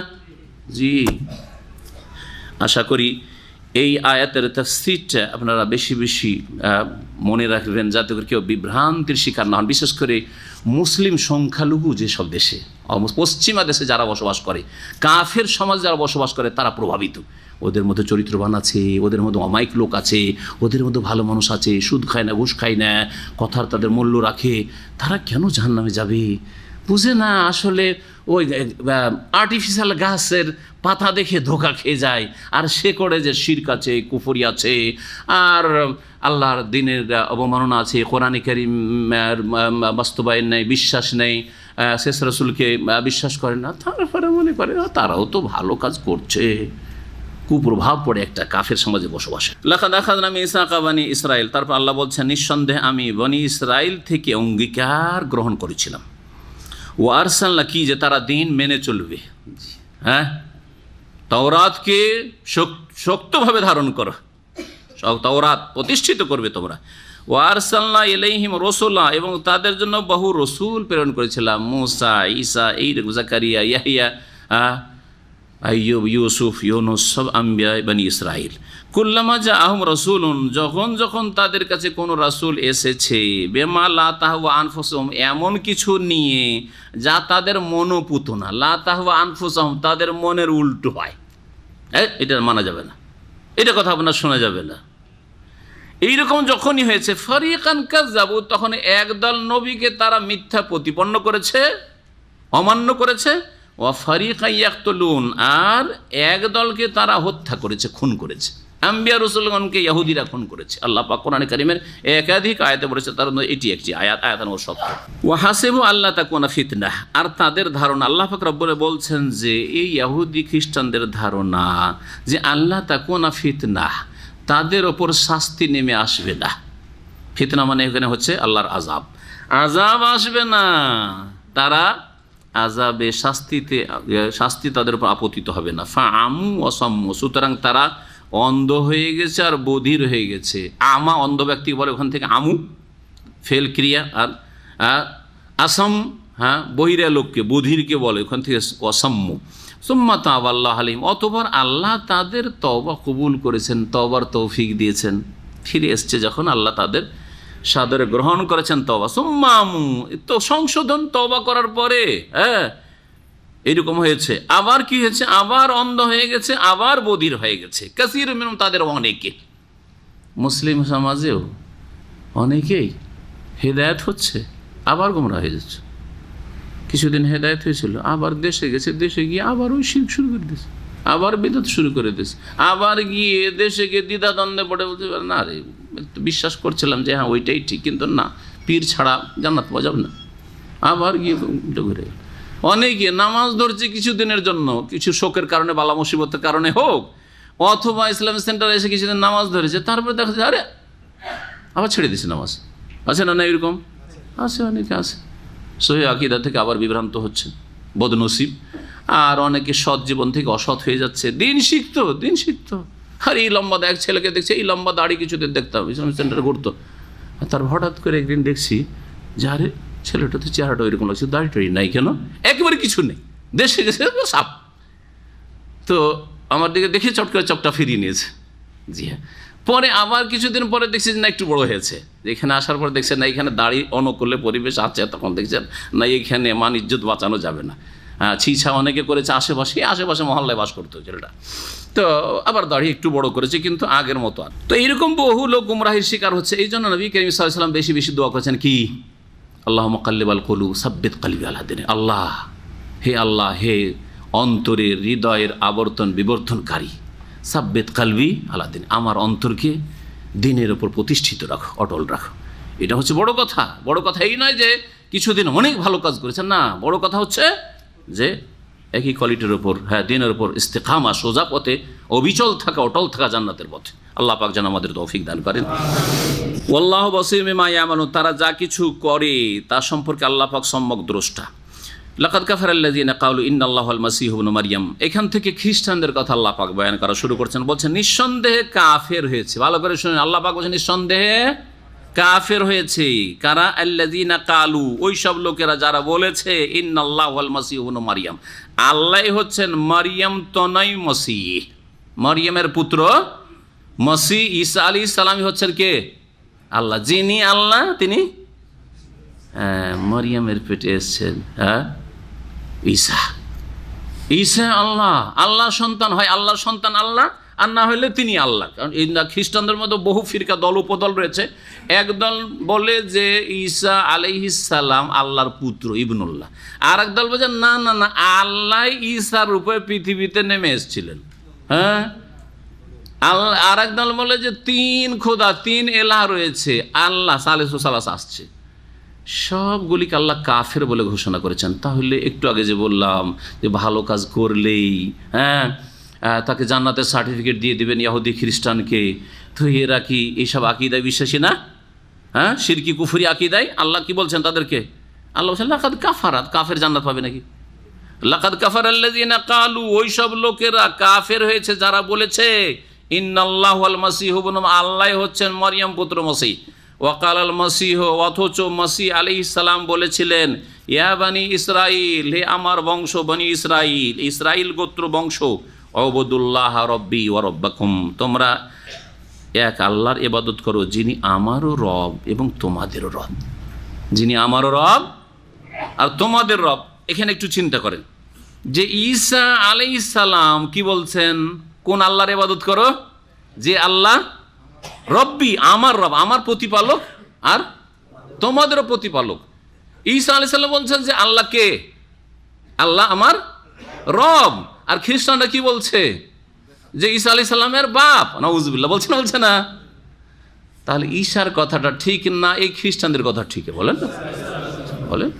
কোরআনের কথা শুধু না, ঈসা আলাইহিস সালাম বলছে রব্বি ওয়া রব্বাকুম, এখানে শুধু না, সূরা মারইয়াম আছে ওয়া ইন্নাল্লাহা রব্বি ওয়া রব্বাকুম ফাবুদু হাযা সিরাতুম মুস্তাকিম। এটাই হচ্ছে সরল পথ, এটা হচ্ছে জান্নাতের পথ, যে আল্লাহ হচ্ছেন আমারও রব তোমাদেরও রব।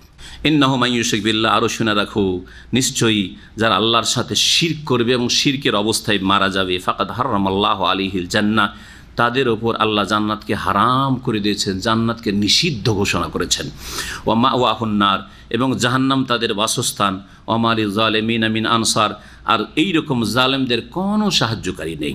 লাকাদ কাফারাল্লাযীনা ক্বালু, নিঃসন্দেহে কাফের হয়েছে ওই সব লোকেরা যারা বলে ইন্নাল্লাহা সালিসু সালাসা, আল্লাহ তিনের তৃতীয়, তিন খোদা রয়েছে, তিন এলা উপাস্য রয়েছে তাদের মাবুদ, এক হচ্ছে। আর এই যে সালেসো সালাসা, যেটাকে বলা হচ্ছে তৃতীয়বাদ, খ্রিস্টানদের একটা ভ্রান্ত আকীদা, বড় একটা দলের ক্যাথলিকদের। তো এরা যে বলছে আল্লাহ না, তৃতীয়বাদী বিশ্বাসী, এদের মধ্যে আপোষে আবার দ্বন্দ্ব আছে, এই আপোষে দ্বন্দ্ব আছে। যেমন মুসলিম সমাজে সুফিদের মধ্যে আপোষে এত লড়াই আছে যে এক এক পীরের এক এক তরিকা, আর এক তরিকা আর এক তরিকার লোকে কাফের বলছে। বলছে না? বলছে না? কেন? চরমনাই তরিকার দেওয়ানবাগি তরিকা, ঠিক কিনা বলেন? লড়াই মারামারি হয়েছে কি হয়নি? পিটাপিটি, তা আপনারা জানছেন তো এগুলো বেশি, আপনাদের কাছ থেকে শুনি তো বলছি আমি, আপনাদের মতো অনেকের কাছ থেকে শুনে বলছি। তাহলে এরাও সুফি ওরাও সুফি, কিন্তু দেখেন কীরকম। ঠিক ওই রকমই খ্রিস্টানরা একদল বলছে যে তা তৃতীয়বাদের ব্যাখ্যা এক্সপ্লেন করতে গিয়ে একদল বলছে যে আল্লাহ আর তার সাথে কে? হ্যাঁ, ঈসা পুত্র, আব বাপ, ইবনুন বেটা সন্তান, আর বলছে যে মারিয়াম, এই তিন খোদা। আর একদল বলছেন না, আব ইবন রুহুল কুদুস, জি, তিন খোদা কে কে? আল্লাহ আর পুত্র, হ্যাঁ আউযুবিল্লাহ, ঈসা আলাইহিস সালাম, আর রুহুল কুদুস মানে জিবরাইল আলাইহিস সালাম, রুহুল কুদুস জিবরাইল আলাইহিস সালাম। দেখেন আপোষে দ্বন্দ্ব, একদল আর এক দলকে কাফের বলে, ওদের ফিরকাগুলি ওই রকম, একদল আর এক দলকে বলে যে এরা জাহান্নামী, এরা কাফের। জি, তো যারা এই ইসলামের সরল পথ থেকে বিচ্যুত হয়েছে তাদের অবস্থাটা ঠিক ওই রকম, তাদের অবস্থাটা ঠিক ওই রকম, আরেক দলকে কাফের বলে, অথচ তারা সকলেই গুমরাহির শিকার, কেউ তাদের মধ্যে সরল পথে নেই। আল্লাহ পাক রব্বুল আলামিন বলছেন ওমা মিন ইলাহিন ইল্লা ইলাহু ওয়াহিদ, অথচ কোন সত্য উপাস্য নেই এক উপাস্য ছাড়া, যিনি আল্লাহ রাব্বুল আলামিন। তাহলে আল্লাহ কাফের ঘোষণা করলেন কারাকে? যারা তৃতীয়বাদী বিশ্বাসী। তারপরে বলবেন যে খ্রিস্টানরাও তো ভালো কাজ করে, অমায়িক চরিত্রে, ওদের ব্যবহারে মুগ্ধ হয়ে যাবেন আপনি, ওরা খুব ভালো কাজ করে, কেউ যদি মদও না খায়, ব্যভিচারণ না করে, ভালো চলে, কেন আপনি বলবেন যে জাহান্নামে যাবে? আল্লাহ বলছেন কাফের ওরা, কারণ তারা তৃতীয়বাদে বিশ্বাসী, ওয়াহদানিয়াতে তাওহীদে বিশ্বাসী নয়, তাওহীদের বাস্তবায়নকারী নয়।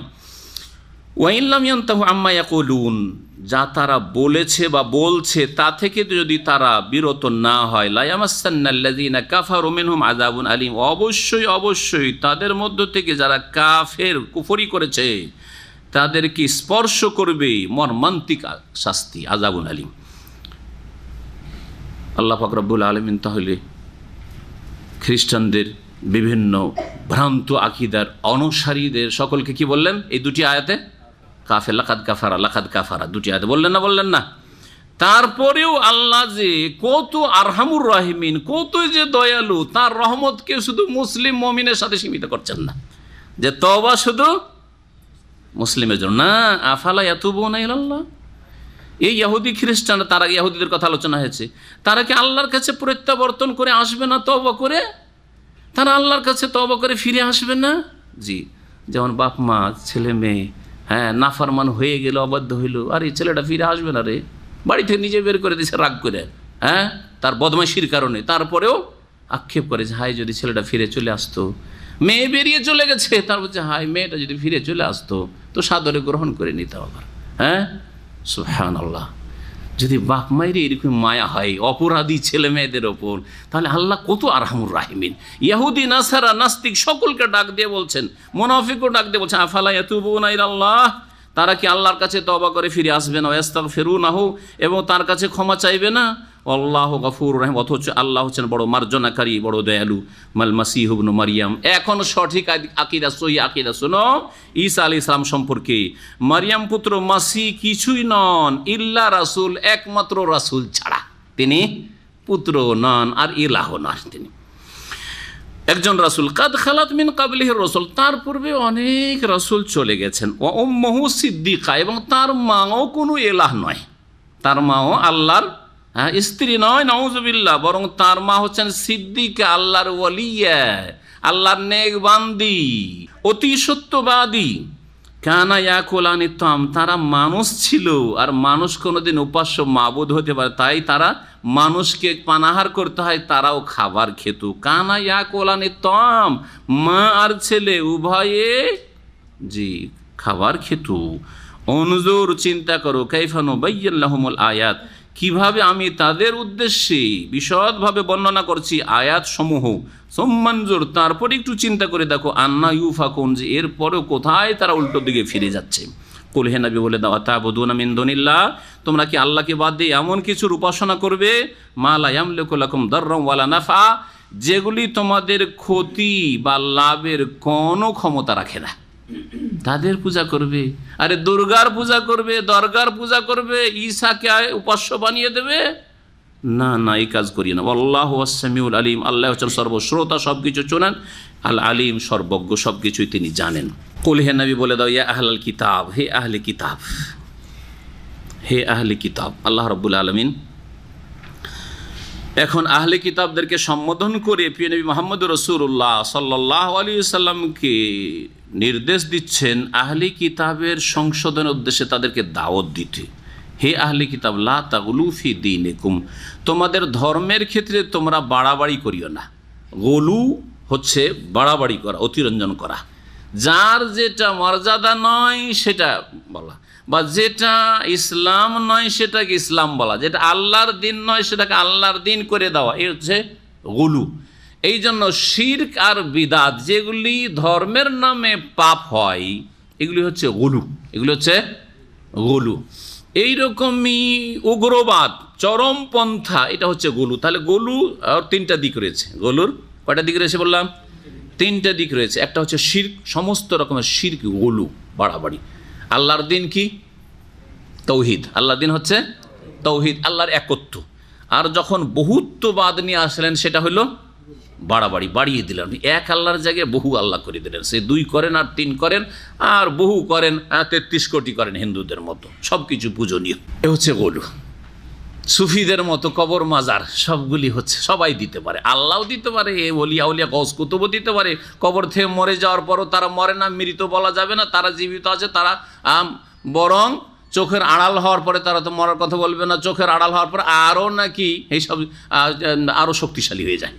জিলানি যতটা জীবদ্দশায় শক্তিশালী ছিলেন, আর খাজা মঈনুদ্দিন চিশতি যতটা জীবদ্দশায় শক্তিশালী ছিলেন, মরে যাওয়ার, কবরে যাওয়ার পরে নাকি আরও শক্তিশালী, অসাধারণ ক্ষমতার মালিক। হ্যাঁ, সব কিছু পাওয়া যায় এখানে গেলে। জি, এগুলো হচ্ছে গলু, সমস্ত রকমের শিরক। সেটা দরগায় গিয়ে করেন, দুর্গায় করেন, আর অন্য কোথাও করেন, এগুলি হচ্ছে কি? গলুর অন্তর্ভুক্ত। শিরক হচ্ছে গলু। বিদাত, ধর্মের নামে আল্লাহর দিনে নেই, আর সেটাকে আপনি ধর্ম হিসাবে পালন করছেন। সুতরাং মিলাদ, ঈদ কয়টি আছে? দুইটা, ঈদ উল ফিতর আর ঈদ উল আজহা। ঈদ মানে হচ্ছে উৎসব। ঈদ মানে কি? ঈদ আরবি ভাষা, বাংলায় হচ্ছে উৎসব। ঈদে মিলাদুন নবী, তিনটা করলেন, তাহলে এটা হলো কি? গলু। এটা গলু। আপনার জন্মবার্ষিকী, গলু। আপনার স্ত্রী জন্মবার্ষিকী, গলু। আপনার বিবাহ দিবস, ম্যারেজ ডে, গলু। জি হ্যাঁ, আপনার ছেলে মেয়েদের জন্মদিবস, বার্থডে, অথবা ইত্যাদি বিবাহ হয়েছে, বিবাহ দিবস পালন হচ্ছে, কেক কাটাকাটি হচ্ছে, এগুলি ইহুদি খ্রিস্টানদের গলু, যেগুলি মুসলিমরা করছে আজকাল। জি, কারণ মুসলিমরা ওই গর্তে ঢুকবে যেই গর্তে ইহুদি খ্রিস্টান ঢুকেছে, নবী করিম সাল্লাল্লাহু আলাইহি ওয়াসাল্লামের ভবিষ্যৎবাণী। আর ওই গর্তে ঢুকে জাহান্নামে ইহুদি নাসারা গেছে, এইরকম মুসলিমরাও যাবে। জি, কারণ যে যার সঙ্গী দুনিয়াতে হবে, আখেরাতে ওখানে গিয়ে ওই সঙ্গী হইতে হবে। যারা রাসূলুল্লাহ সাহাবায়ে কেরামদের সঙ্গী তাদের সাথে থাকবে। আর যারা ইহুদি নাসারাদের সঙ্গী হয়েছে পার্থিব জগতে, সংস্কৃতি সভ্যতায় আর ধর্মকর্মে আর চালচলনে আচার আচরণে, তারা তাদের সাথেও এইরকমই যতগুলি ধর্মের নামে করা হচ্ছে অথচ সেগুলি ধর্ম না, সেগুলি নবী করিম সাল্লাল্লাহু আলাইহি ওয়াসাল্লাম আদর্শ না, সেগুলি হচ্ছে গলু। সেগুলি হচ্ছে গলু, আকীদার ক্ষেত্রে হোক, ইবাদতের ক্ষেত্রে হোক, জায়েজ না জায়েজের ক্ষেত্রে হোক, গলু, বাড়াবাড়ি। রাসূলুল্লাহ সাল্লাল্লাহু আলাইহি ওয়াসাল্লাম যে নামাজ নিয়ে এসেছেন, যে সলাত আদায় করেছেন আর সাহাবায়ে কেরামদের শিখিয়েছেন, সেই সলাত শুরু হয় তাকবীরে তাহরিমা থেকে আর শেষ হয় গিয়ে কোথায়? সালামে শেষ হয়। আল্লাহু আকবার দিয়ে শুরু হয় আর আসসালামু আলাইকুম ওয়া রাহমাতুল্লাহ, আসসালামু আলাইকুম ওয়া রাহমাতুল্লাহ, নামাজ শেষ হয়। আর তারপরে সুন্নতি কিছু জিকির আজকার আছে, সেটা সময় থাকলে করেন, ভালো, বাধ্যতামূলক নয়। আপনি এখন স্বাধীন যেতে পারেন। কিন্তু আমাদের দেশি নামাজ, ভারত, বাংলাদেশ, পাকিস্তানের অধিকাংশ মসজিদের নামাজ গলুতে ভরা। বলেন গলুগুলি। নিয়ত পড়া আগে কোনটা পড়ে? যায় নামাজের দোয়া না নিয়ত? কারণ আপনারা যেহেতু ভুক্তভোগী ওই সব সমাজের থেকে জানেন। আমরা আলহামদুলিল্লাহ, আল্লাহ জন্মসূত্রে আলহামদুলিল্লাহ ওই সহি আকীদার পরিবারে জন্ম না, ওই সব নামাইতর কাছেও যায়নি। তো আগে কি করে? যায় নামাজের দোয়া 1 নম্বর গলু। 2 নম্বর নামাইতো পড়ার গলু, উচ্চারণ করে। নিয়ত এখানে হয়, মুখে করবেও গলু। এইখান থেকে নিয়ে আসলেন ওইখানে, যে নিয়ত করা যথেষ্ট না, মুখে না, অন্তরে যথেষ্ট না, মুখে আমাকে নামাইতো পড়তে হবে। জি। আর প্রত্যেক নামাজের জন্য আলাদা আলাদা গিয়ার চেঞ্জ করতে হবে। সালাতুল জোহরে ফরজ হলে ফারিজাতাল লিল্লাহ, সুন্নত হলে সুন্নাতে রাসূলিল্লাহ বা ইত্যাদি এসব বলতে হবে।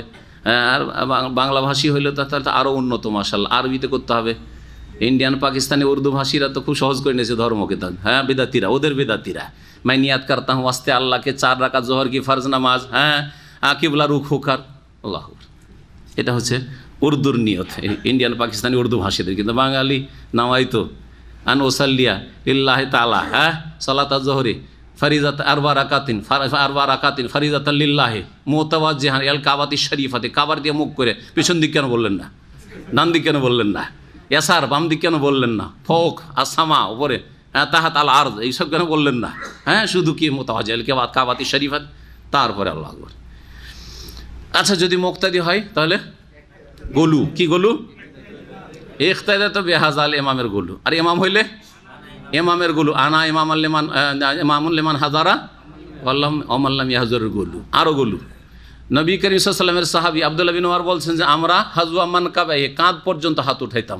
আর একটা হাদিস আছে যে কানের লতি পর্যন্ত, এতটুকু হয়, এতটুকু আর না হলে এতটুকু। আমাদের দেশের লোকেরা কান তো ধরতে হবে, তোবা তাহির করে, আমাদের আঞ্চলিক ভাষা তোবা তাহির করে নামাজটা শুরু করবে, কান ধরে। এটাও বিদাত, এটাও গলু। তুই এতগুলি গলু দিয়ে নামাজ শুরু করলেন, আর আল্লাহ বলছেন লা তাগলু ফি দীনিকুম, তোমাদের ধর্মের ব্যাপারে গলু, বাড়াবাড়ি করিও না। এই বাড়াবাড়ির অধিকার কে দিল? বাড়াবাড়ি করিও না। শেষখানেও থামলেন না, শেষে গলু। জি।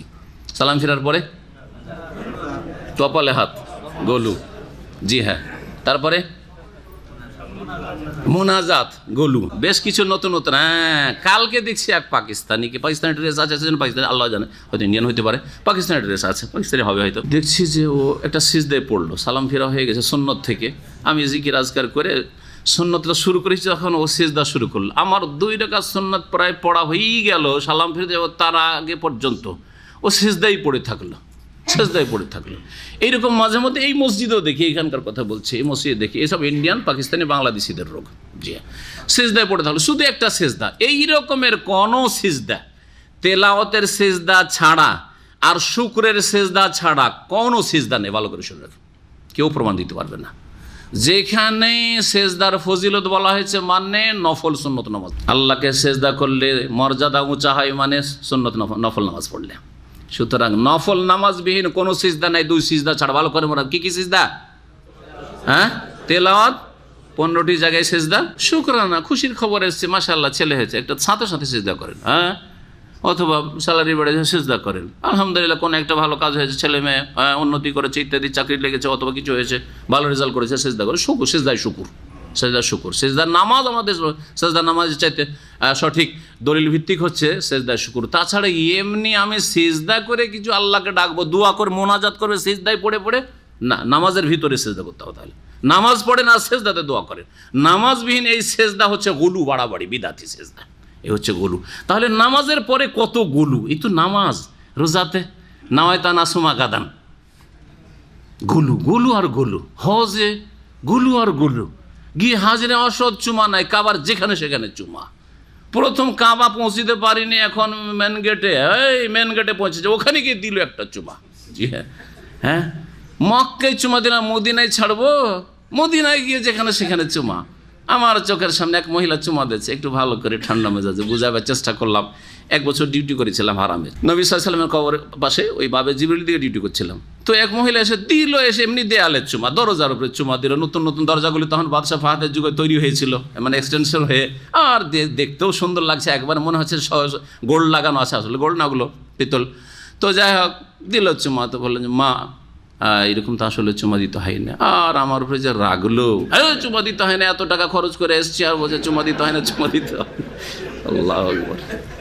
এই হলো অবস্থা। তো দেখছেন গোলু, কত গোলু মুসলিম সমাজে। তাহলে মুসলিমদের মধ্যে যদি এত গোলু বাড়াবাড়ি ধর্মের নামে শুরু হয়ে যায়, শিরক বিদআত বললাম, আর একটা গোলু তো বাকি আছে। আর একটা গোলু কি বললাম? উগ্রবাদ, চরমপন্থা। কিছু যুবক স্কুল কলেজে পড়ে কিছুটা ইসলাম সাইডে কিছু শিখেছে, দিয়ে বলছে জিহাদ করব, নিজেই জিহাদ করবে, 2-4-10 জনকে নিয়ে নিজেই জিহাদ করবে, দেশ থেকে বেরিয়ে কোথাও চলে গেল, আর না হলে দেশের মধ্যেই শুরু করে দিল। হ্যাঁ, এগুলি বলবো ইসলাম বলে না। ইসলামে কোনো এর অস্তিত্ব নেই। 1400 বছরের ইতিহাসে, জি, যখন যে খালিফা থেকেছেন, খালিফাকে না জানিয়ে, খালিফার বিনা অনুমতিতে কোনো সাহাবী পর্যন্ত জিহাদের জন্য যাননি। আবু বকর যতদিন খলিফা থেকেছেন, ওমর রাদিয়াল্লাহু তাআলা পর্যন্ত জিহাদের ঘোষণা করেননি। ওমর যখন খলিফা থেকেছেন, উসমান, আলী কেউ জিহাদের ঘোষণা করেননি। উসমান রাদিয়াল্লাহু তাআলা যখন খলিফা থেকেছেন, আলী রাদিয়াল্লাহু তাআলা জীবনে কখনো জিহাদের ঘোষণা করেননি। হ্যাঁ, হাজ্জাজ বিন ইউসুফের মতো জালেম খুনি, ভালো করে শুনি যাতে চোখ খুলে আপনাদের, জালেম খুনি, বাসরার গভর্নর, তার হুকুম ছাড়া মোহাম্মদ বিন কাসেম ভারতের সিন্ধু প্রদেশে আক্রমণ করেনি। সেখানে জিহাদের জন্য যে গিয়েছেন মোহাম্মদ বিন কাসেম রহমতুল্লাহ আলাইহি, কার হুকুমে গিয়েছিলেন? হাজ্জাজ বিন ইউসুফের নির্দেশে গভর্নর, আর গভর্নরের উপরে রয়েছে সে বনু উমাইয়ার শাসক, যে দামেশকে বসে আছে, আব্দুল মালিক বিন মারওয়ান বা আর কেউ, তার ছেলেরা, তার হুকুমে।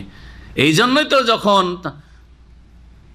বিজয়ের পর বিজয়, বিজয়ের পর বিজয়, আর হিন্দুরা তো দেখলো যে আরে জালেম রাজাদেরকে আমাদেরকে কর দিতে হইতো, নারীদের ইজ্জত দিতে হইতো, মেয়েদেরকে বলি দিতে হইতো, এইসব জুলম অত্যাচার সব দূরে হয়ে গেছে, জুলমের অবসান ঘটেছে।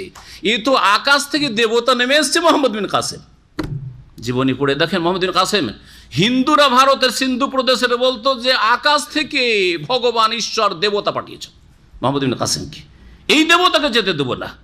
বলছেন আপনি থাকেন, আপনি থাকেন। বলছেন না, গভর্নরের আদেশ হয়েছে। এক খলিফা মরার পরে আর এক খলিফা হয়েছে, হ্যাঁ, সম্ভবত সুলাইমান বিন আব্দুল মালিক অথবা আর কেউ, আব্দুল মালিকের আর এক ছেলে। এর আক্রোশ ছিল মোহাম্মদ বিন কাসেমের ওপর। ফিরিয়ে ডাকলো, ফেরত এসো তুমি। আরে ওখানে জিহাদ চলছে, আলহামদুলিল্লাহ, ওখানে ইসলাম প্রচার হচ্ছে, সারা গোটা ভারত মুসলিম হয়ে যেত যদি সেই সময় ছেড়ে দেওয়া হইতো। কিন্তু আল্লাহ পাকের ফয়সালা নেই, আর কিছু আছে এই হেকমতেই, এই জালেম শাসক ফিরে আসো, গো ব্যাক। ফিরে চলে আসলো, তাকে খুন করে দিল। মোহাম্মদ বিন কাসেম রহমতুল্লাহ আলীকে, এই যুবক মুজাহিদকে খুন করে দিল। এই করেনি, বিদ্রোহ ঘোষণা করে, আর আমি যাব না, চলে এসছি, আর যাব না, এখানে আমি একটা বিশাল একটা সুযোগ সুবিধা পেয়ে গেছি, আর ইসলামের প্রচার, আসলে ইসলামের প্রচার হচ্ছিল।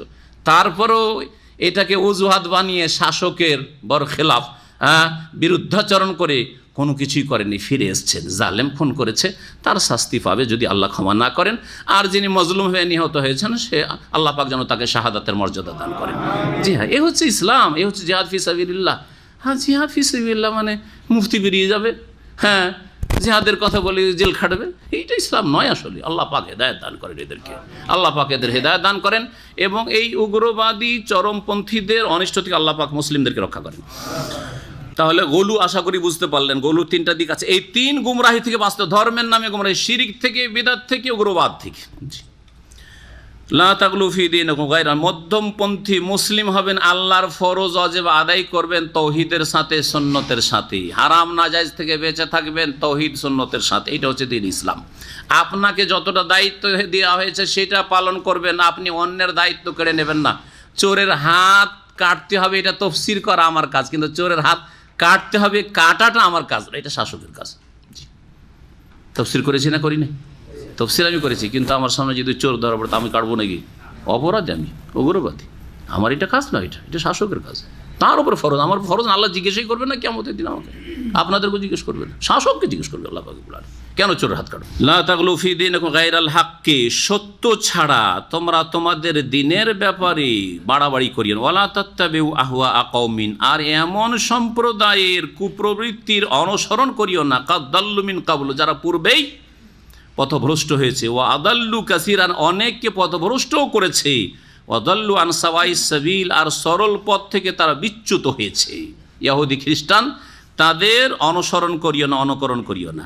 তারপরে আল্লাহ পাক রব্বুল আলামিন যে লানত অভিসম্পদ করেছেন ইহুদিদের ওপর, বেশ কিছু আম্বিয়া রসুলগণের ভাষায়, তাদের মাধ্যমে আল্লাহ পাক তা বর্ণনা করেছিল। ইন্নাল্লাযীনা কাফারু মিন বানি ইসরাঈল, বনি ইসরাঈলদের যারা কুফরি করেছিল তাদের ওপর অভিসম্পদ করা হয়েছিল আল্লাহর পক্ষ থেকে, আলা লিসানে দাউদ ওয়া ঈসা ইবনে মারইয়াম, দাউদ আলাইহিস সালাম এবং মারইয়াম পুত্র ঈসা আলাইহিস সালামের জবানে, মানে তাদের মাধ্যমে, তাদের ভাষায় প্রকাশ করা হয়েছিল যে তোমাদের আল্লাহ লানত করেছেন। দাউদ আলাইহিস সালাম বলেছেন, হে ইহুদিরা, হে বনি ইসরাঈল, ঈসা আলাইহিস সালাম বলে তোমাদের আল্লাহ লানত করেছেন তোমাদের চালচলনের দোষেই। কেন লানত হয়েছিল?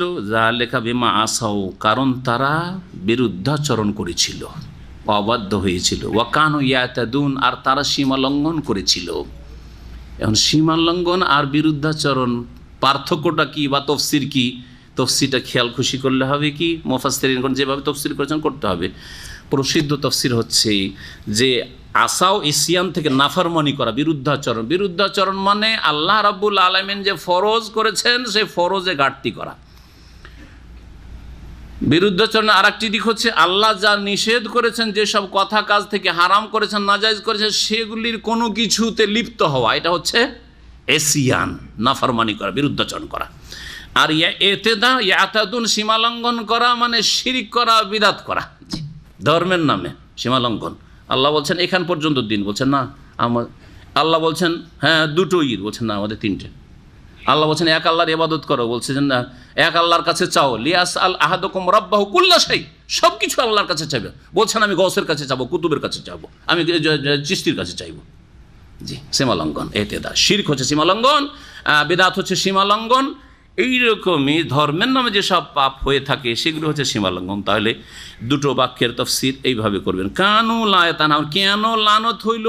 কারণ সমাজে কোনো সৎ লোক থাকলো না যে ভালো উপদেশ দেবে।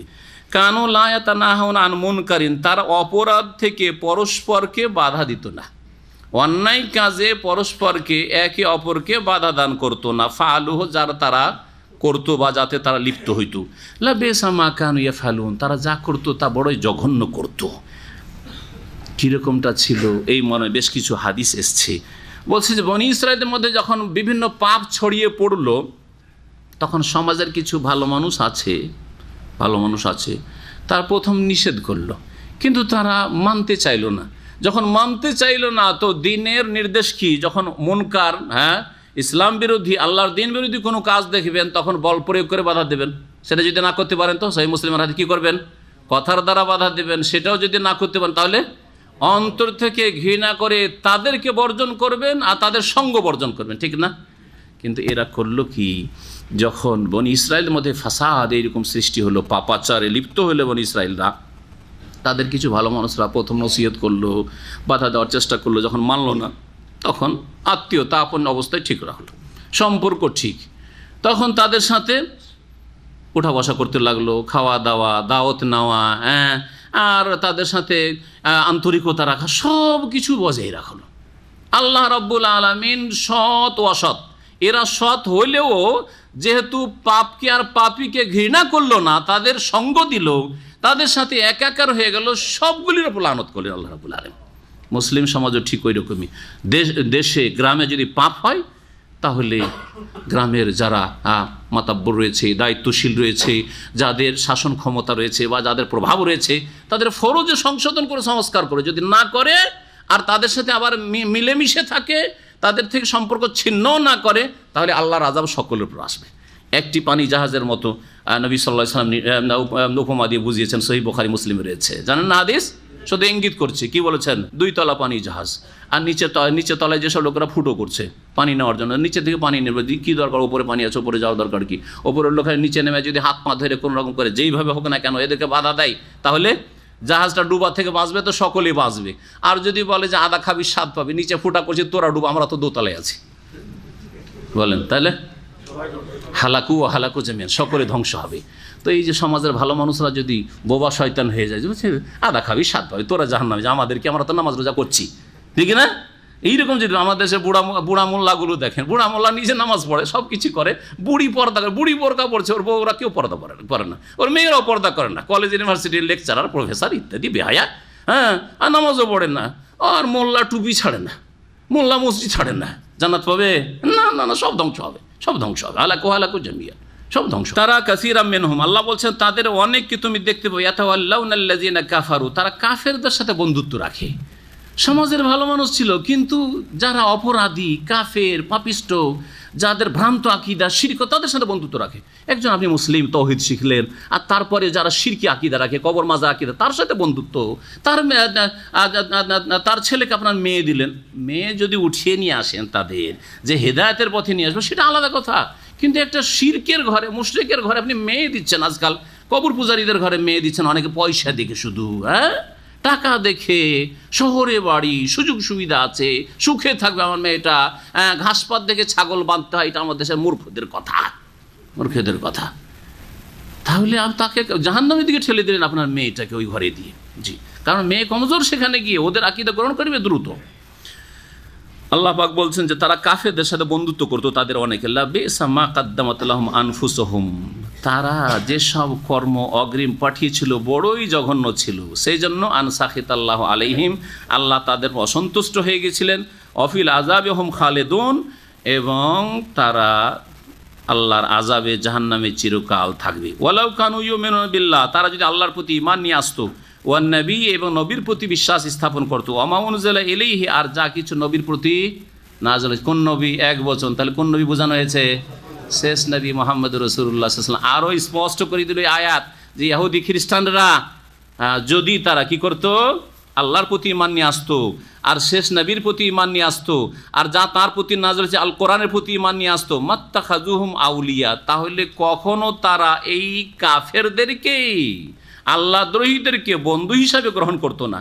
ওয়ালাকিন্না কাসীরাম মিনহুম ফাসিকুন, এইরকম মুনাফিকরা কাফেরকে অন্তরঙ্গ বন্ধু হিসাবে গ্রহণ করতো না, কিন্তু তাদের অধিকাংশই হচ্ছে ফাসিকুন, ফাসিক, পাপিষ্ট, অবাধ্য, নাফরমান।